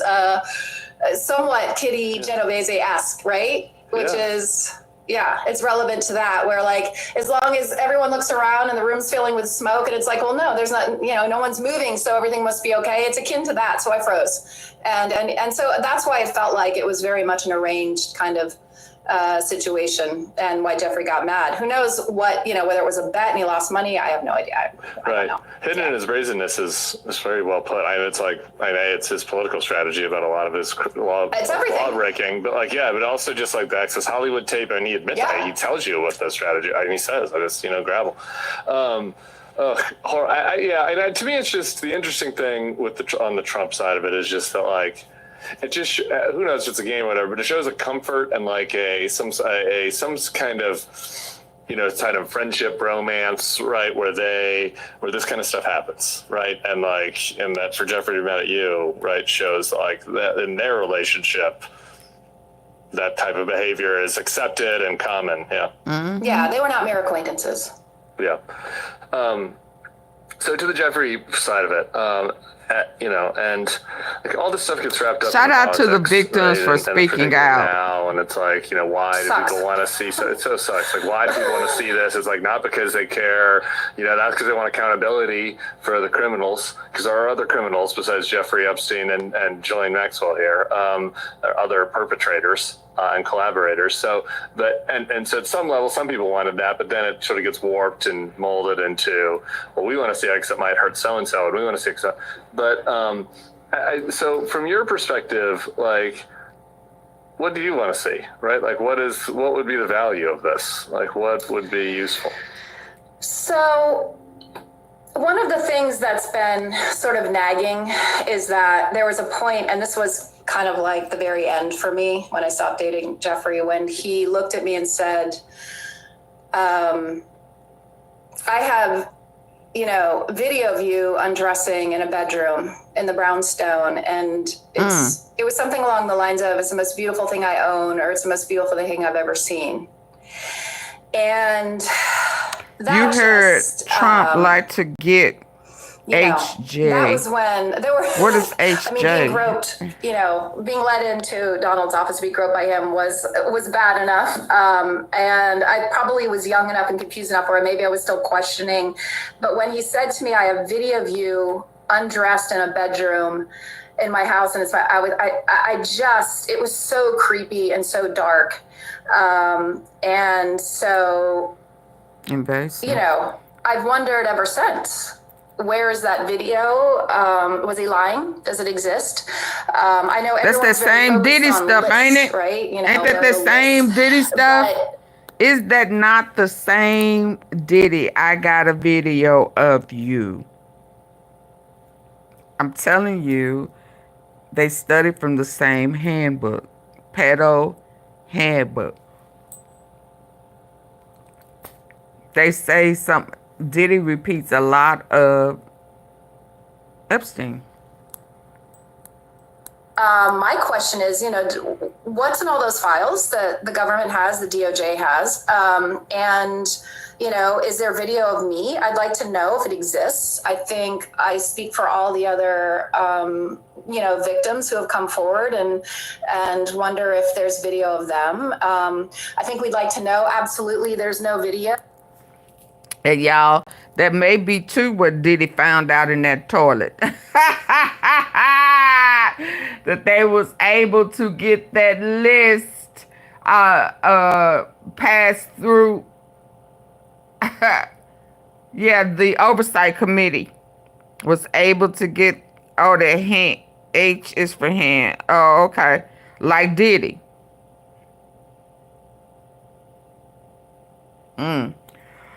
That also maybe what he found out through that kite is that the oversight committee was able to get that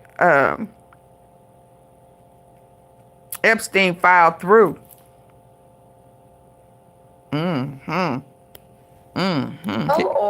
Or there is, and this is where it is. We just want more answers, to have that just floating out there. And then when I saw Alan Dershowitz's piece about how no, there were just videos for security reasons, I thought, well, that completely flies in the face what security of what Jeffrey reasons? said to me. That doesn't line up. So I have a lot of questions, and I'm sure the other victims too. So the security reason, that the government owes all of us some facts and to confirmation that videos exist. I mean, I certainly wouldn't want any victims exposed if there's video of them being abused, but we need to get beyond the list, I think, and we need to hear about those videos. I want to know. Trump spokesman said, Yes. Well, Epstein list is a tally of victims list, not a client. On women oh yeah, no, I got the government's. I showed yesterday interviewing the traffic. That the earlier today that there is a visitor of getting massages. That's how they the massage. There is a list. I don't know about a tally. It's several pages. And the one I kind of showed, it said page 8. I'm like, crazy. The government is interviewing a trafficker, not us. Maybe cutting a deal, who knows? But, I think there's nothing transparent about this. And we'd like some more transparency as victims. And the government owes us that.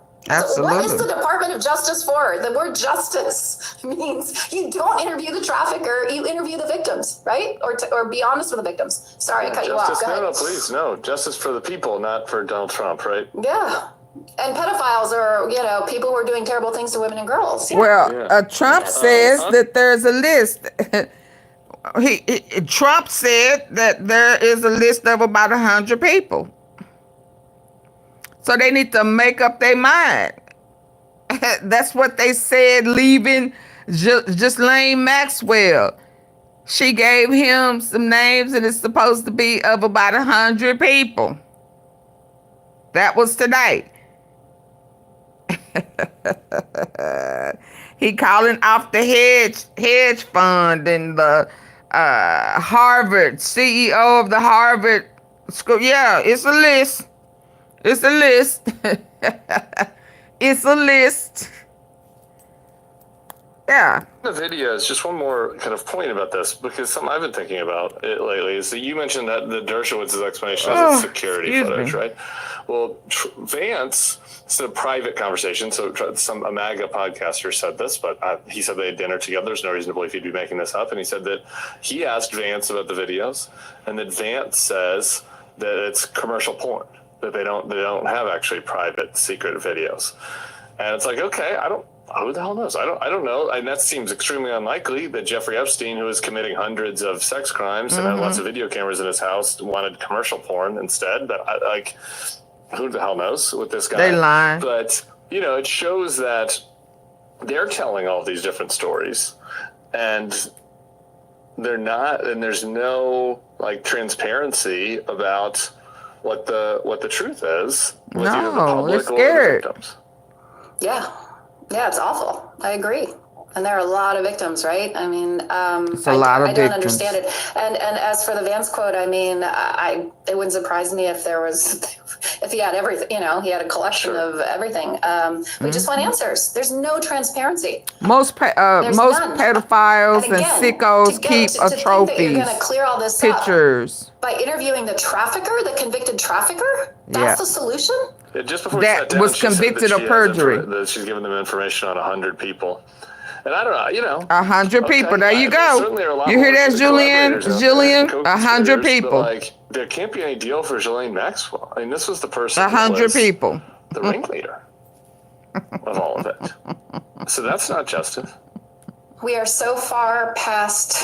And I'm sure if there's 100, it's probably two. Truth, we're so post-truth, and everything is so, we're in the upside down. So, I mean, nothing would surprise me, but that would be truly horrific. I can't imagine anyone could stomach her getting out. But, nobody will be safe. All of us still need transparency. And if there are videos, as per what Jeffrey said to me, I want to know. Yeah. And others. There's two other random things that come to mind. I'm just curious. So, you came out. You talked about this, I guess, the first last year before the election. Was it? I mean, at that point, you could have just wanted to move on with your life. And what was there something in particular that prompted it, or that made you feel like you needed to? Were you born between 1960 and 1969? If so, you can get a Le Creuset cookware set completely free. And let me tell you, this is going to make a ton of people. Oh, excuse me, y'all. Say something. Yeah, the possibility of him winning. I don't want the guy who sexually assaulted me in the White House, and I know that his campaign tried to spin it as a week or so before the election, and just to be clear as to how that happened, I am in a documentary that is out on the festival circuit right now about the woman who founded the Sports Illustrated swimsuit issue, and how it's actually a feminist story, believe it or not. It's a fantastic film. It's called Beyond the Gaze, about how she was treated as the first female editor at Sports Illustrated and that old boys club, and how many glass ceilings she broke. And then when she had literally saved the magazine, she went to her boss and asked for a raise because she couldn't afford childcare. And he said, "You have a husband, you don't need a raise." At one point, that was when I was doing it. I did it, I guess, 8 years in a row. That was the most, at the time, that was the most lucrative brand in publishing history. I think it was the first time anyone could charge $2 million per advertising page. It was at its peak, right? So that's the story of the documentary. So I got to know this crew that, I shot with them constantly, and we had a conversation, and it was the first time I felt comfortable enough to disclose what had happened. Sure. And then it took 2 years to edit. It was only supposed to take a year, but that's how, the filmmaking goes. And cut to the premiere is a week before the election. And I had to let, lawyers know and everything. I said, look, this is coming out. They left this in where I say what did, and we're a week before the election. Oh, it's in the doc. It's in the doc, and that's the first time I ever publicly disclosed. Right. That's how I ended up, doing all the media and everything right before the election, because I thought, to have it out there hanging without any context a week before the election, I need to get a handle on this and talk to people and everything. So that's how that happened. But then, the timing of it looked, to the conspiracies minded, looks like it was set up to happen right before the election or something. So that's how I decided. People had urged me to do it for years. They said at the very least, and I have other friends who are victims and who haven't come forward, and some who have, and we all talk about victims how you have to Trump dispute or other people. Other people in the industry. A lot of them are out there, very public about it. Some aren't, and so so many of a lot of them are out there, and I have always been uncomfortable about doing. I chose to become anonymous and disappear and go into a different space. Once I was done with my modeling career, I turned down reality and television, movies, and all that stuff, and went underground. I became a low-level Gray Davis appointee when I was 26, and I had a totally different head start volunteer, completely different path in life, and so and I love my private quiet, as my friends call it, your old spinster life. Yeah. I decided it was time. I felt comfortable enough, and then I let him, and then it just blew up, and then I realized that it was really important for me to do. So crazy, I know. I feel bad for all of you, and I talked to Gene about this and other victims, going back to 2016, right? There were a bunch of folks that came out after Access Hollywood, and it's to come out like that and then have, it isn't, but I could see how it might feel like it's the American people are rendering a judgment on your story. We don't care, basically, and that's so tough, I think. It's really tough. I mean, I had actual family members who were QAnoners, because I'm from rural PA, remember? So I had actual family members yell at me and call me bitter, and it's been brutal. I mean, it's just, this country's been savaged. It doesn't look like there's any end in sight. And it's deeply personal for all of us who, went through it. I appreciate you coming out. I don't, I'd be remiss if I didn't just ask you, because that's just curiosity killed the cat, and I can't. How do you think he had all that money, Jeffrey? And you're with him for 3 or 4 months, but do you have any, did he talk to you about that? Do you have any theories of the case? Where his money came from? It was always so vague, it was I never asked him directly. I mean, look, I was around, Saudi prince, I mean, the access that you have as a young, teenager, because you're this biological accident is absurd when you think about it, right? I'm in the back rooms with politicians and billionaires and Saudi princes and everything, simply because my parents had sex one night. It's so ridiculous. And so it was the norm that I'd be around wealthy, powerful men. His was always a lot more confusing, because that was a lot of wealth and I still don't understand it. I don't. That's another thing that would be nice. I think the senator from Oregon is looking into, Senator Wyden. And I'll also say that, Adam Davidson, who I got to know through his podcast years ago, was a fantastic journalist. I think, he actually has written about linked up some of the money stuff, but I don't. Hi, Timothy. I have no idea. I wish I knew. I think we all need a lot of answers. We do indeed. All right. Well, thank you, Stacey, so much for talking about this. I appreciate it. We didn't know each other before this. I've been mentioning you this week. I know. I keep getting texts. Okay, good. Well, thank you. From my friends, because everyone loves you. Well, good. I appreciate that, and I appreciate that. When I got a text from your PR person, they're like, "See," and I was like, "Oh, I hope everything I've been saying is right." I didn't want to get in trouble, but I kept being in the media, and people would be like, "Well, just because his name is on the list doesn't mean he did anything wrong." They're like, "What are you talking about?" Many women have said that he sexually harassed or assaulted them. And specifically in the context of Epstein, women have, and including yourself. So yeah, you feel like I feel like you feel like you're screaming into the void sometimes. And the fact when this happened, it blew up a little bit around the election, and then it was quiet. And then once this started heating up again the last few weeks, again, like you said, everyone's like, "Wow!" Just because they were in a photo, I'm like, "What? Why did I get an ulcer in November. You know? So yeah, thank you. I appreciate it, really. And it's true, there are a bunch of us. And you know, like, I feel like, you know, people say this, but for everyone that comes forward, like, you know, it makes someone else feel comfortable to come, you know, enough to come forward. So that's a good thing. So thank you. Really appreciate it. No, real, honestly, I'm doing nothing. I'm just flapping my jaw. Thank you very much. Really appreciate you. And everybody else, thank you for joining us on the feed. Subscribe. We'll be talking to you all soon. Okay, obviously the big story of the week, although there are many other big stories we shouldn't ignore, but, you know, is this Epstein stuff, right? Yep. It appears your Uncle Donald, is kind of having a baby over this.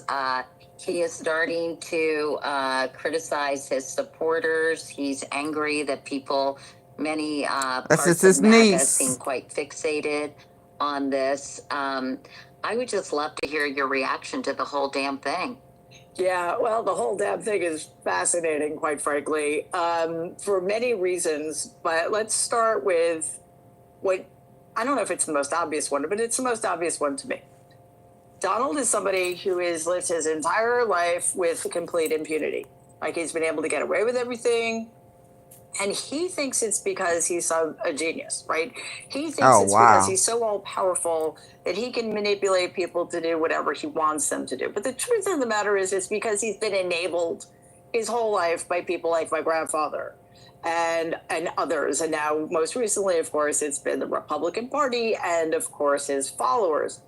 What he doesn't understand is that he can't turn off the switch. Now, I understand why he would think that, because, again, he has gotten away with everything pretty much. But sometimes when you promise people something that means a lot to them, and in this case, it's, I'm going to release the Epstein file because all of the people in it are just pedophiles and they're the worst among us, and it's going to implicate people at the highest levels of the Democratic Party. And people care about that, you know, and they really, really believe you. And then on a dime, when you actually are in a position of power, when you actually do have the authority to release that information, and you are you have your handpicked people in key positions to make that happen, and then all of a sudden there's nothing to see or hear move along, it isn't going to fly. And it is kind of fascinating that is this issue. But I think he does not know how to process it at all, because unbelievably, for those of us who believe in accountability and who believe he's done horrible things for decades now, he cannot process the fact that he doesn't control this. It's fascinating. And do you think that his lashing out at his supporters is just a sign of his inability to comprehend this pushback, and that's why he's kind of lashing out? Yeah, I think it's that. I think it's also it's insecurity, right? It's his understanding on some level, not consciously necessarily, but that he really has lost control of the narrative here. And we see this with in many other instances. Somebody pushes back against him, somebody stands up against him, and they're stupid. They don't know what they're talking about. They're liars. So the difference here, of course, as you say, is that it's his people now. And I think that, again, it's on the one hand a sign of how badly he's flailing and how desperate he is. But it's also his way of trying to reassert control. Like, I think he believes that if he singles people out or singles out this group of people who is going against him and says they're stupid and he rejects them, that other followers of his are going to say, oh, wait, we can't cross Donald. That would be wrong. And I don't think that's going to work this time either. Well, I was going to ask you about that. Do you think that they will be sort of criticized into submission? You know, Fox News and I think Charlie Kirk and other right-wing media, I think Megyn Kelly, they have sort of stepped back, and she was blaming Joe Biden for this. Charlie Kirk was saying, I'm going to get on the train and not talk about this anymore. Fox News seems to have moved on from this. So there are those who are afraid to cross him. Do you think that his supporters, and Heather Cox Richardson wrote an interesting piece, and she was talking about how he really made his way through conspiracy theories, if you think about it, with the birther thing with Barack Obama, and then, of course, saying that the election was rigged. I mean, this has been his bread and butter. So when he and he is definitely says, milking we're not, the U.S. You know, there's no there.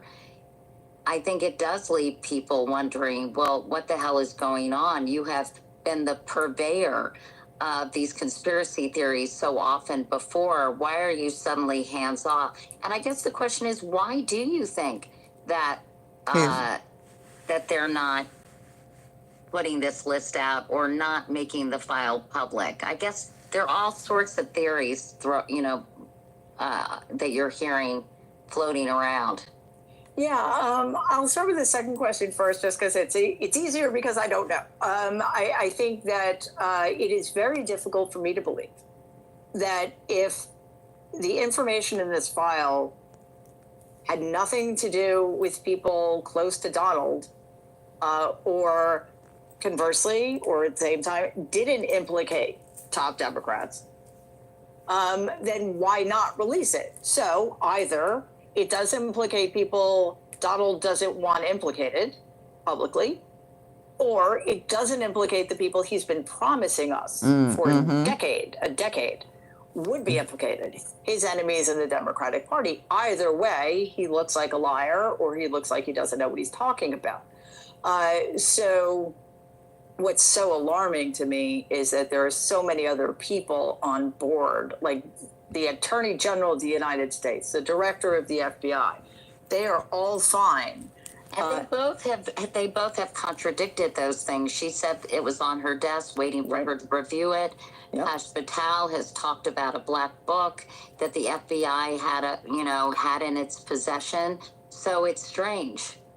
It's very, very strange. And again, get you a free chicken. Okay, I'm about to go over here and hear this.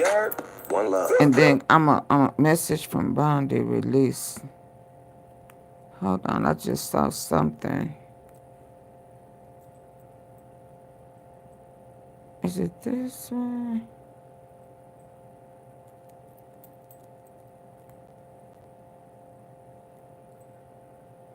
Oh yeah, what do they mean? He gave away We haven't spoken to the president or anybody about a pardon just yet. And we know this is a lie. You know, listen, the president this morning said he had the power to do so. We hope he exercises that power in the right and just way. That was convicted sex trafficker Ghislaine Maxwell's lawyer, David Marcus, who's been speaking a lot publicly, but he was speaking to reporters earlier today at the conclusion of Maxwell's second day of interviews with the Deputy Attorney General and former personal lawyer to President Trump, Todd Blanche. Well, maybe he wasn't speaking just to reporters, if you know what I mean. It's pretty clear that Maxwell and her lawyer are hoping for a get-out-of-jail-free card, but a pardon isn't the only possible advantageous outcome Maxwell could be hoping for. I'm sure she would love that, but it's also possible that she could be offered some other kind of deal, like getting her 20-year sentence reduced or even thrown out. And as I mentioned earlier, NBC News has confirmed that Maxwell, in fact, received limited immunity during her meetings with Blanche as part of a proffer or Queen for a Day agreement, as they're often called. Now, her attorney said Maxwell was asked about maybe 100 different people during her interview with the deputy attorney. That's 100 different people. Let y'all see that.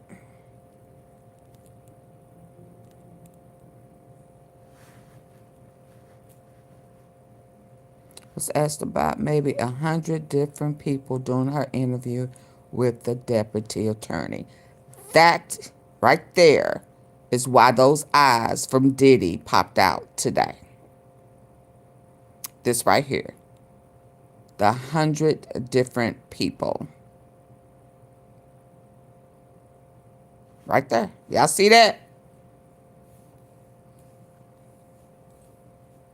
Y'all see that? That's why Diddy popped out today.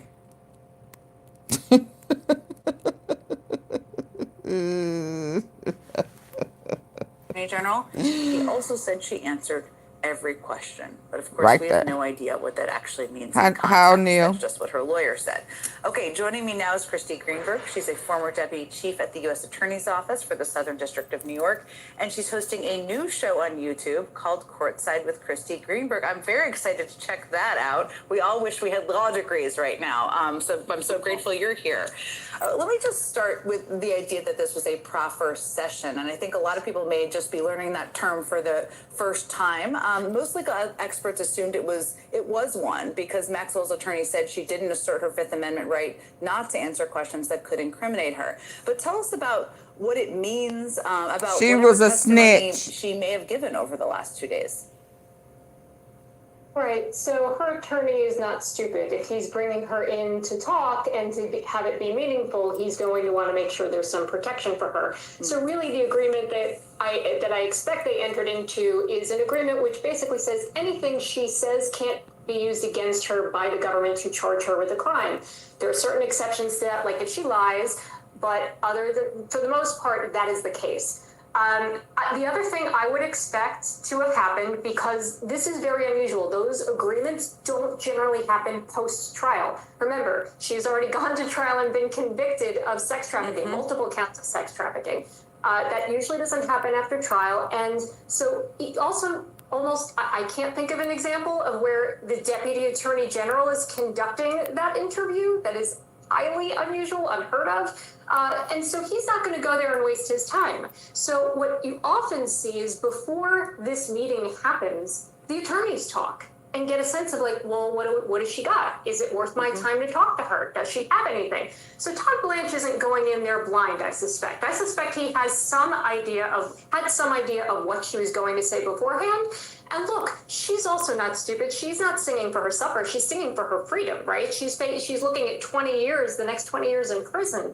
So she knows she understands the assignment. She knows what she has to do there. And I'm sure that among the names that she's given are names that Donald Trump would want to hear.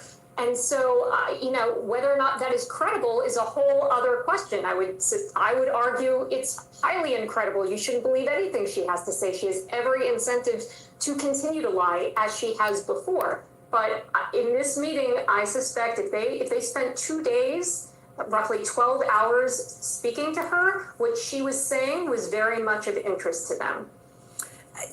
I mean, you kind of just went straight to the point there, which is the point, right? Which is they were meeting for 2 days. She's not a credible witness. I mean, she's somebody who was lying, has been lying, has never been admitted she was guilty of wrongdoing at any point in this process.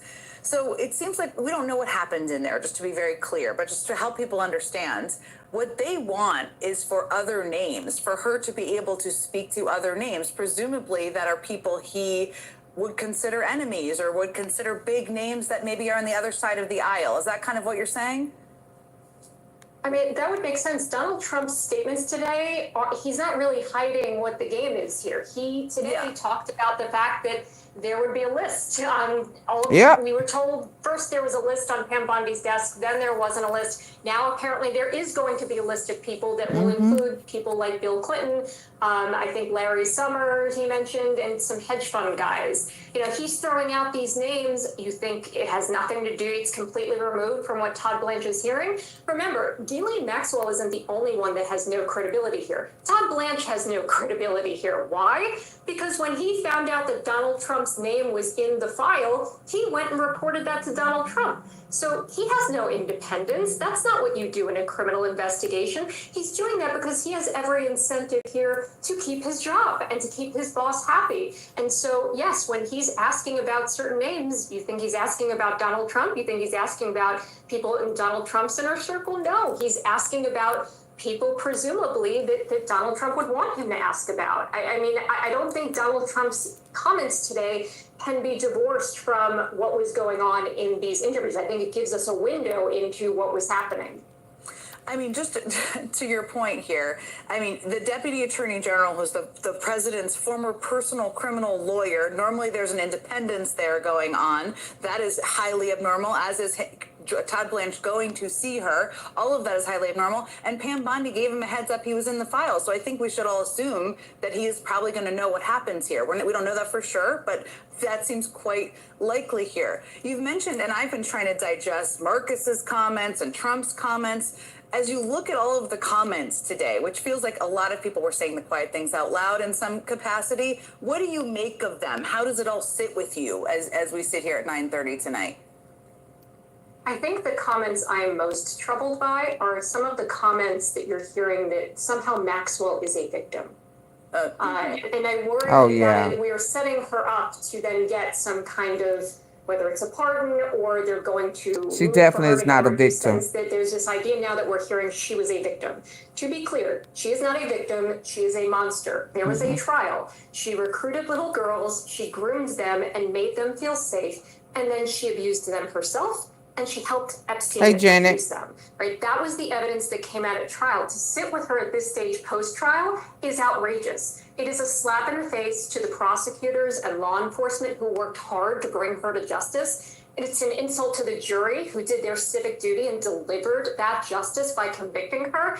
And it is a betrayal to the victims who bravely testified against her at that trial and deserved justice. To have that upended by this whole process and to now have a different narrative where somehow she's going to come across as, I don't know, somehow victorious in this, and that she's going to, not have that sentence stand and get some benefit. I mean, it's abhorrent. It's not just.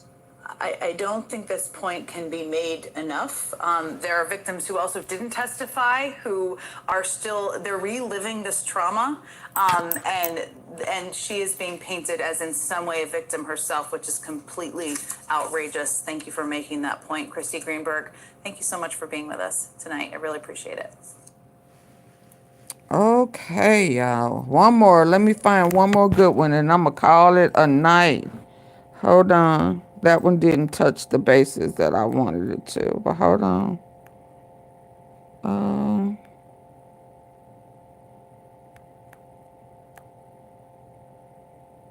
All the problems on this planet, bar natural phenomena, are caused by human beings. They're caused by betrayal. There definitely is betrayal. Definitely is betrayal.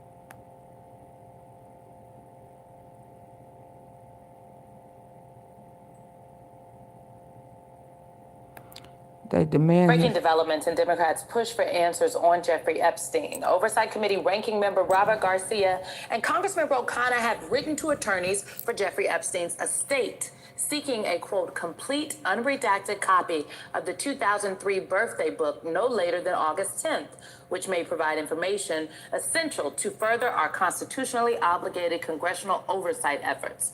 Last week, the Wall Street Journal reported that a body drawing bearing Trump's name was in an album of letters Epstein received for his 50th birthday in 2003. Trump has denied writing any letter and is suing the Journal over the story. NBC News has not independently confirmed the Journal's reporting. And Congressman Robert Garcia of California joins us now. Congressman Garcia, good to see you. Why this specific ask?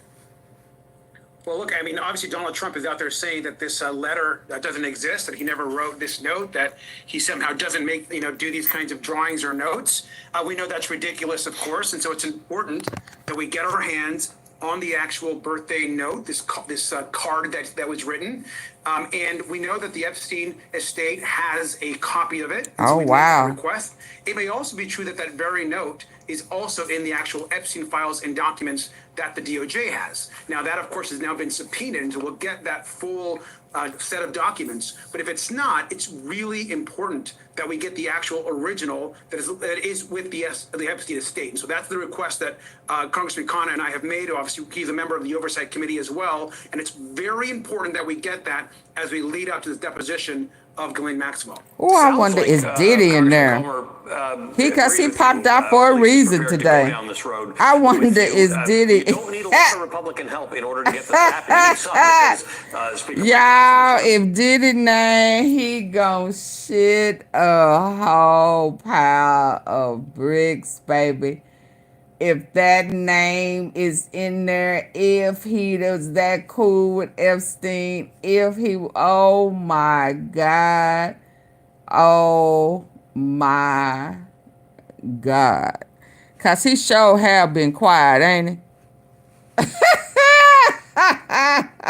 Absented himself from this discussion and has taken 200 plus of his members with him. That's right. I mean, we got 3 Republicans to vote with the 5 Democrats on that subcommittee for the actual subpoena. And of course, they had no idea it was coming. I mean, we planned it out. We thought about it. We've been planning for about a. So again, y'all, for the ones that wasn't here, is this type of surprise blows.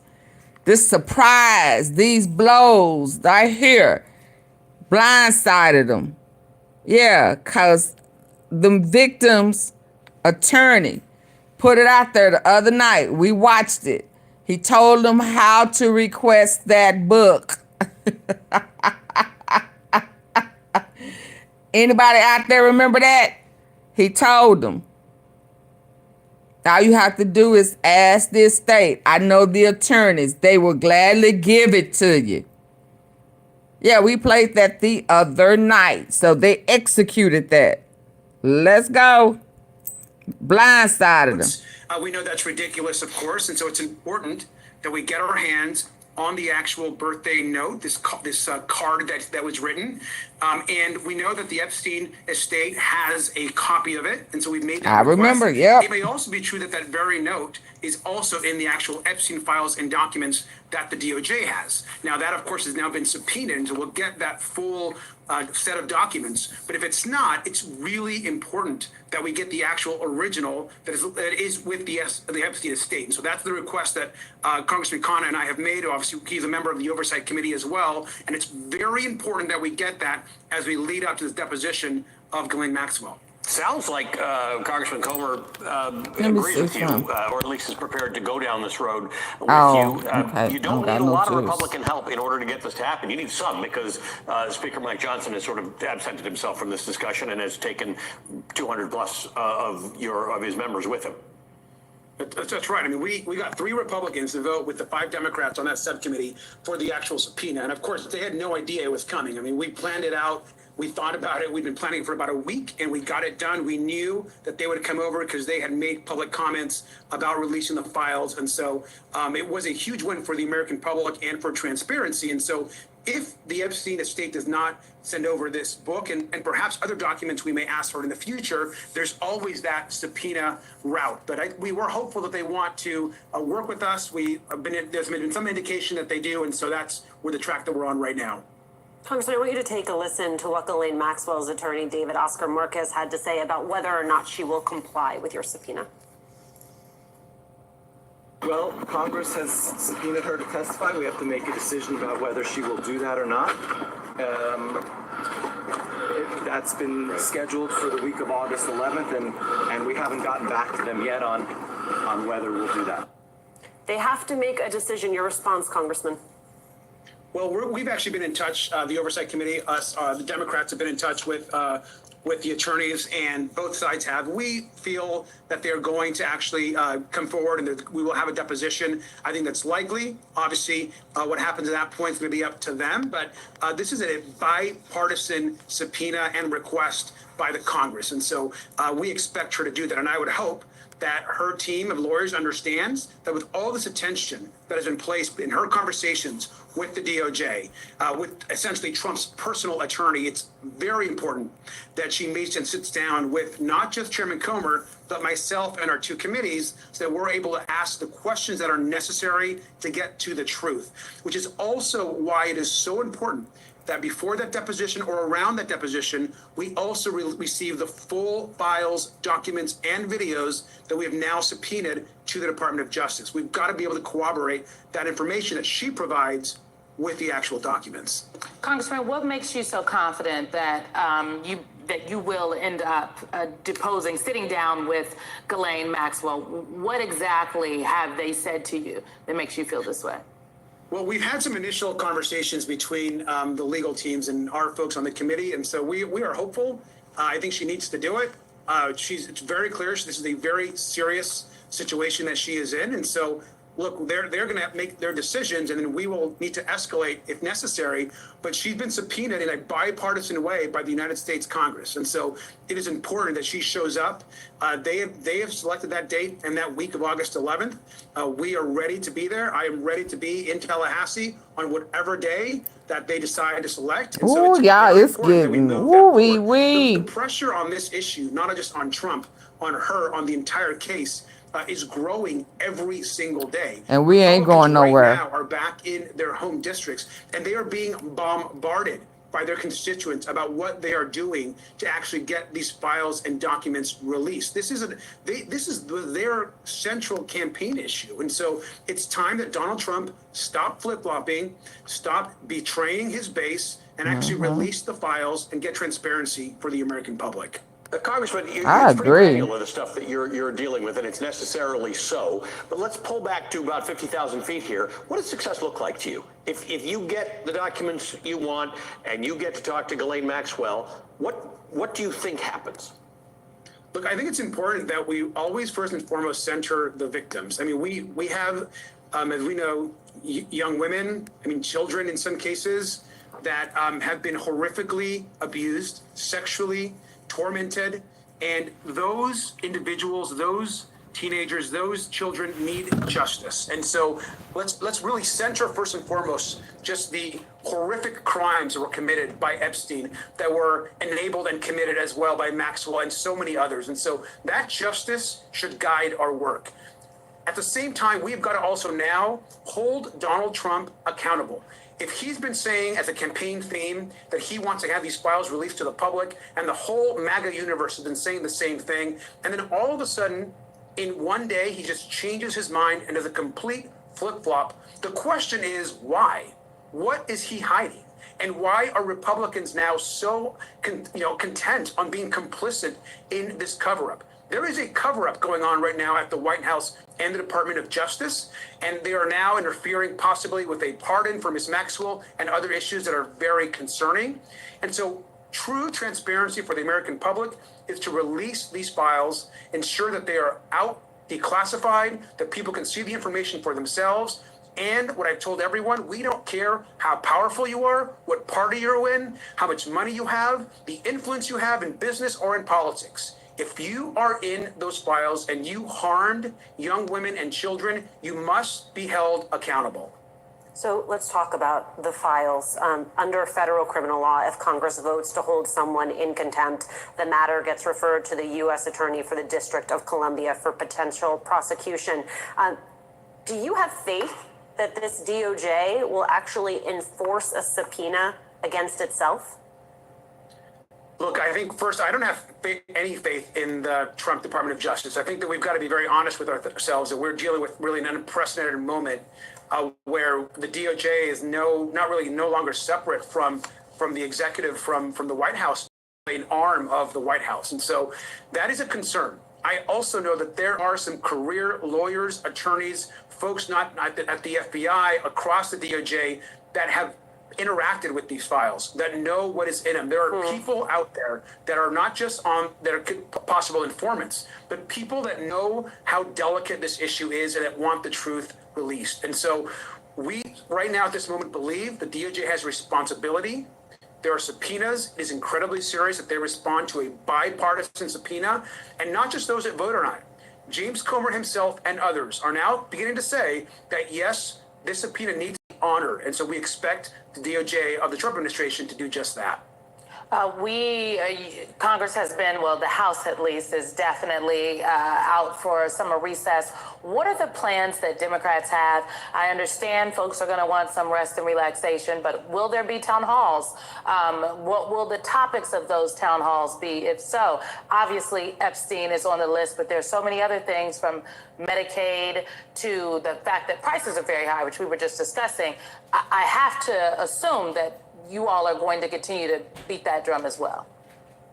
100%. First, there's no time for rest and relaxation. When we have a country to save over here. We have our democracy is on the line. healthcare is being ripped away. We got to work every single day to highlight what Donald Trump is doing to this country and have a forward-looking agenda. And what I've been telling folks is, in this moment, we've got to talk about all of it. Donald Trump is ripping away, healthcare from 17 million Americans. We know that. He's giving tax breaks to billionaires. He's destroying our institutions, and public education is on the chopping block. All of this is true. At the same time, this is the most corrupt administration in history. And part of that corruption are his lies. And part of that corruption are the Epstein files. So if he can lie about this and betray his base about this, he's going to betray you about the healthcare. He's going to betray you on public education. He's going to betray you on taking away your rights for working class people and Americans. That is the center of this argument. And what I've been telling folks across our caucus is the Epstein files, which the American public are interested in, is about Donald Trump's betrayal to the American public and to this country. And it's about his corruption and his continued attack on this country. And so we're going to be out there. You're going to see us not just in town halls in our own districts. We're going to go to Republican districts, and we're going to demand there as well a release of the Epstein files.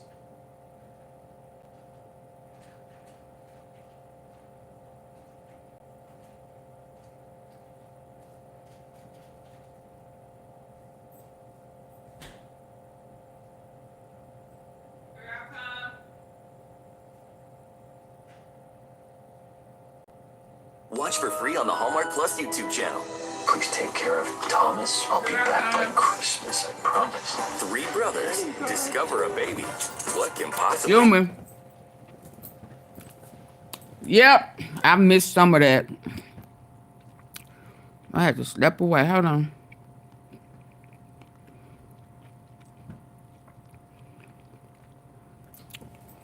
Sorry.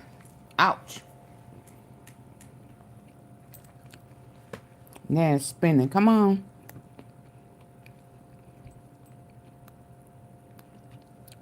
It is day 186 of the second Trump administration. And today, Deputy Attorney General Todd Blanche, who used to be Trump's personal attorney, well, he met with Ghislaine Maxwell. You know who she is, the former associate. You all are going to continue to beat that drum as well. There are subpoenas. It is incredibly serious that they respond to a bipartisan subpoena, and not just those that voted on it. James Comer himself and others are now beginning to say that, yes, this subpoena needs to be honored. And so we expect the DOJ of the Trump administration to do just that. Congress has been, well, the House at least, is definitely out for summer recess. What are the plans that Democrats have? I understand folks are going to want some rest and relaxation, but will there be town halls? What will the topics of those town halls be? If so, obviously Epstein is on the list, but there's so many other things, from Medicaid to the fact that prices are very high, which we were just discussing. I have to assume that you all are going to continue to beat that drum as well.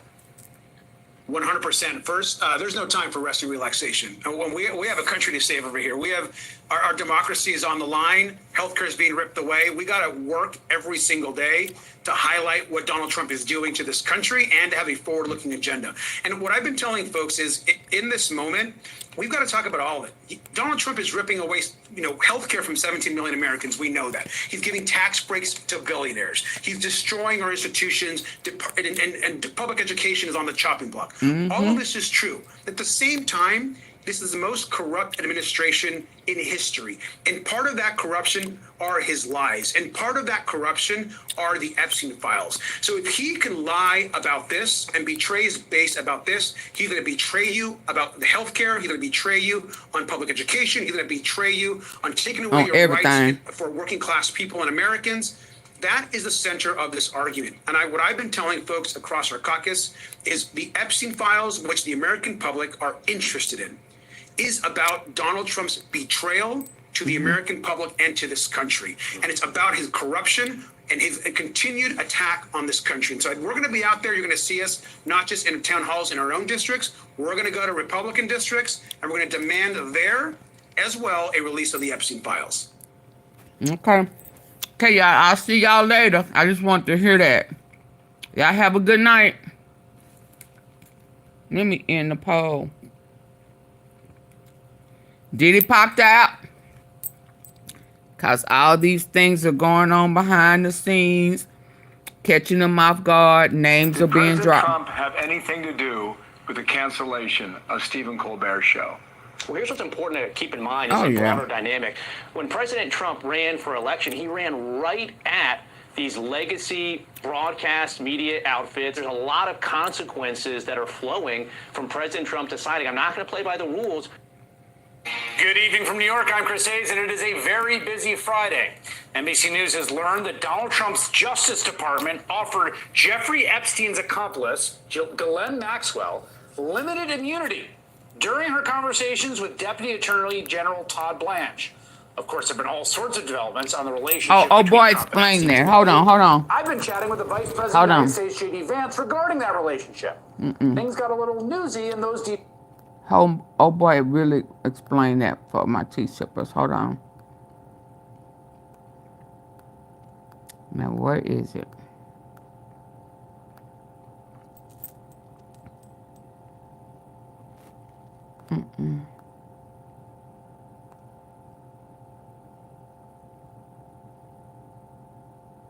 Good night. Good night, Janet. Good night, Vicky. Where did he explain that? Exactly what that means? It was that guy.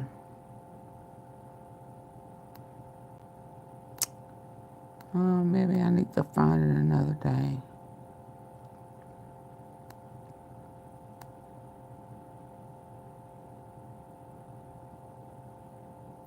What's this one there? So day 2 of the meeting between Donald Trump's... No, it wasn't him. It was him. This morning, Trump's Deputy Attorney General Todd Blanche met with Jeffrey Epstein's co-conspirator.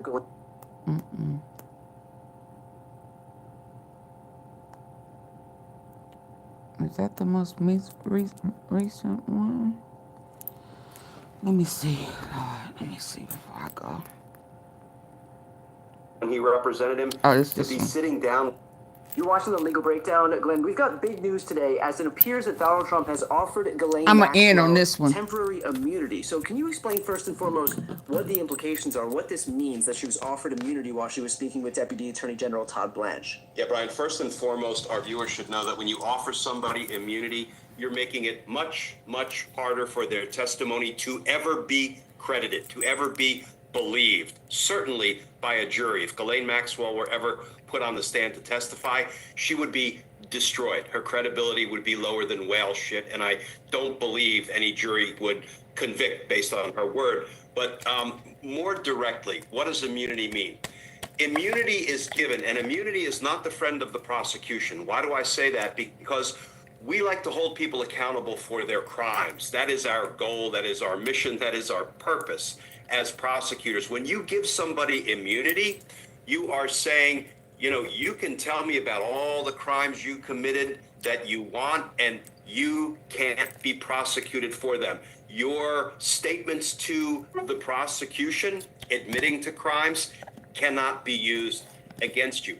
It is sometimes a last-ditch effort when prosecutors desperately want to extract evidence, information from a witness, but that witness has a privilege against self-incrimination, and the only way we can extract the information is if we promise not to use those statements against them to prosecute them. So I was a little surprised when I heard, I'm a lot surprised by everything that's going on here, including that Todd Blanche, Donald Trump's former criminal defense attorney, who is still duty-bound to keep Donald Trump's secrets. Because when you represent a defendant in a criminal case, you almost certainly come into information that could incriminate your client, because the client needs to tell the attorney everything they did. And of course, Donald Trump was convicted in the case that Todd Blanche represented him in, the New York prosecution. Donald Trump was convicted of 34 felony crimes. You know, Todd Blanche, as we sit here today, is still ethically obligated to keep Donald Trump's secrets in confidence, because even when the attorney-client relationship is over, the attorney-client privilege lasts forever. So it's a special kind of insanity and unethical conduct and conflict of interest for somebody like Todd Blanche, who is still the keeper of Donald Trump's secrets, criminal secrets from when he represented him, to be sitting down with Ghislaine Maxwell, who potentially could incriminate Donald Trump. I mean, this is unethical behavior at its most pernicious. So I got sidetracked there, but Todd Blanche, this is a conflict jamboree, a conflict palooza. He has no business sitting down and talking with and evaluating the information from Ghislaine Maxwell. And then on top of it, they give her immunity. And basically they're saying, you can say anything you damn well please and it can't be used against you. So her credibility is about as low as it gets. But let's pile on top of that, Brian, the fact that Ghislaine Maxwell was indicted for perjury previously in connection with allegations that she lied under oath in a 2016 deposition on and got found guilty twice. Fundamental as, do you know anything about Jeffrey Epstein soliciting underage girls for sexual massages? Her answer under oath was, I have no idea what you're talking about. She was indicted for perjury. The only reason she wasn't tried for perjury is because the judge ordered that the perjury charge should be severed out, should be tried in a separate case from the sex trafficking and conspiracy case in which she was convicted in New York. But it's hard to envision somebody with less credibility than Ghislaine Maxwell. And of course, on top of all that, I have every reason to believe that Ghislaine Maxwell probably spent, 9 hours or more telling Todd Blanche, Donald Trump is as pure as the driven snow. I have no information about crimes he committed with Jeffrey Epstein or anybody else for that matter. And then, of course, the next question from Ghislaine Maxwell and her lawyers would very likely be, can I have my presidential pardon now? Right. And that was kind of my next question here is, we know that Ghislaine Maxwell is interested in a pardon. We know from the DOJ that they've given her this temporary immunity. Is there anything else that we can glean from this, or is that just the veneer of, okay, look, this is us being transparent and we're admitting that we're giving her temporary immunity so that we can kind of get you off our backs if you ask the real question, which is, did we offer her something else on top of that? Yeah, so the immunity thing is tricky because when prosecutors grant a witness or a defendant or somebody who might aspire to be a cooperating witness, that is a defendant who typically pleads guilty to their crimes in exchange for a reduced sentence or a reduced plea or some kind of a benefit from the prosecutors. Because listen, if push comes to shove, we will give folks who committed crimes benefits, make them cooperating witnesses, if they can bring to the table evidence that we can then use in future prosecutions against bigger criminal fish. Right. But what we don't do is give somebody immunity so they can falsely help somebody get away with crimes in the event that's what Ghislaine Maxwell is doing with respect to Donald Trump. This is the legal upside down in which we are living. So what the terms of the immunity typically are, and I've been involved in grants of immunity dozens and dozens of times in my 30 years as a federal prosecutor, usually what we do is we sit down with somebody like Maxwell, somebody who we believe has information about the crimes of others. And before we ever give them immunity, we require them to go through what's called a proffer session. Now, stick with me here. What's a proffer session? A proffer session involves us giving them what's called queen for a day immunity. For that one session, we give them immunity and we say, listen, if you are 100% truthful with us, we will evaluate the information and evidence you're providing us under this one-day immunity letter agreement, and we will see if we can corroborate it with independent evidence so we can assess the credibility of what you're telling us. And if it turns out to be true and accurate and corroborated and useful in us going after bigger criminal fish, then we will strike a more permanent deal with you. That permanent deal may be a cooperation agreement where we reduce charges or reduce a sentence you're serving, or it may be full-blown immunity. I have no confidence that they've gone through the regular law enforcement and prosecutorial procedures before they rushed to sit down with Ghislaine Maxwell before her scheduled August 11th congressional testimony appearance. But the other thing people should know is that when we grant somebody immunity,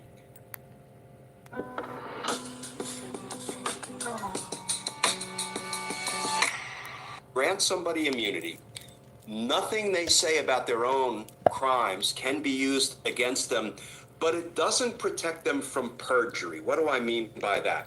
It means that if somebody sits down with the prosecutors under a grant of immunity and provides a bunch of information, and then they testify in the future in a way that's inconsistent, it's a lie, inconsistent with the information they provided during the immunity debriefings or discussions, they can be prosecuted for that future perjury. So here's what I'm trying to. So in other words, when she meet with Congress, she can't change the story. She can't say that Trump wasn't in there, and then when they get the paperwork and she meet with Congress, and then say, and his name happens to be in the paperwork, then our deals are off.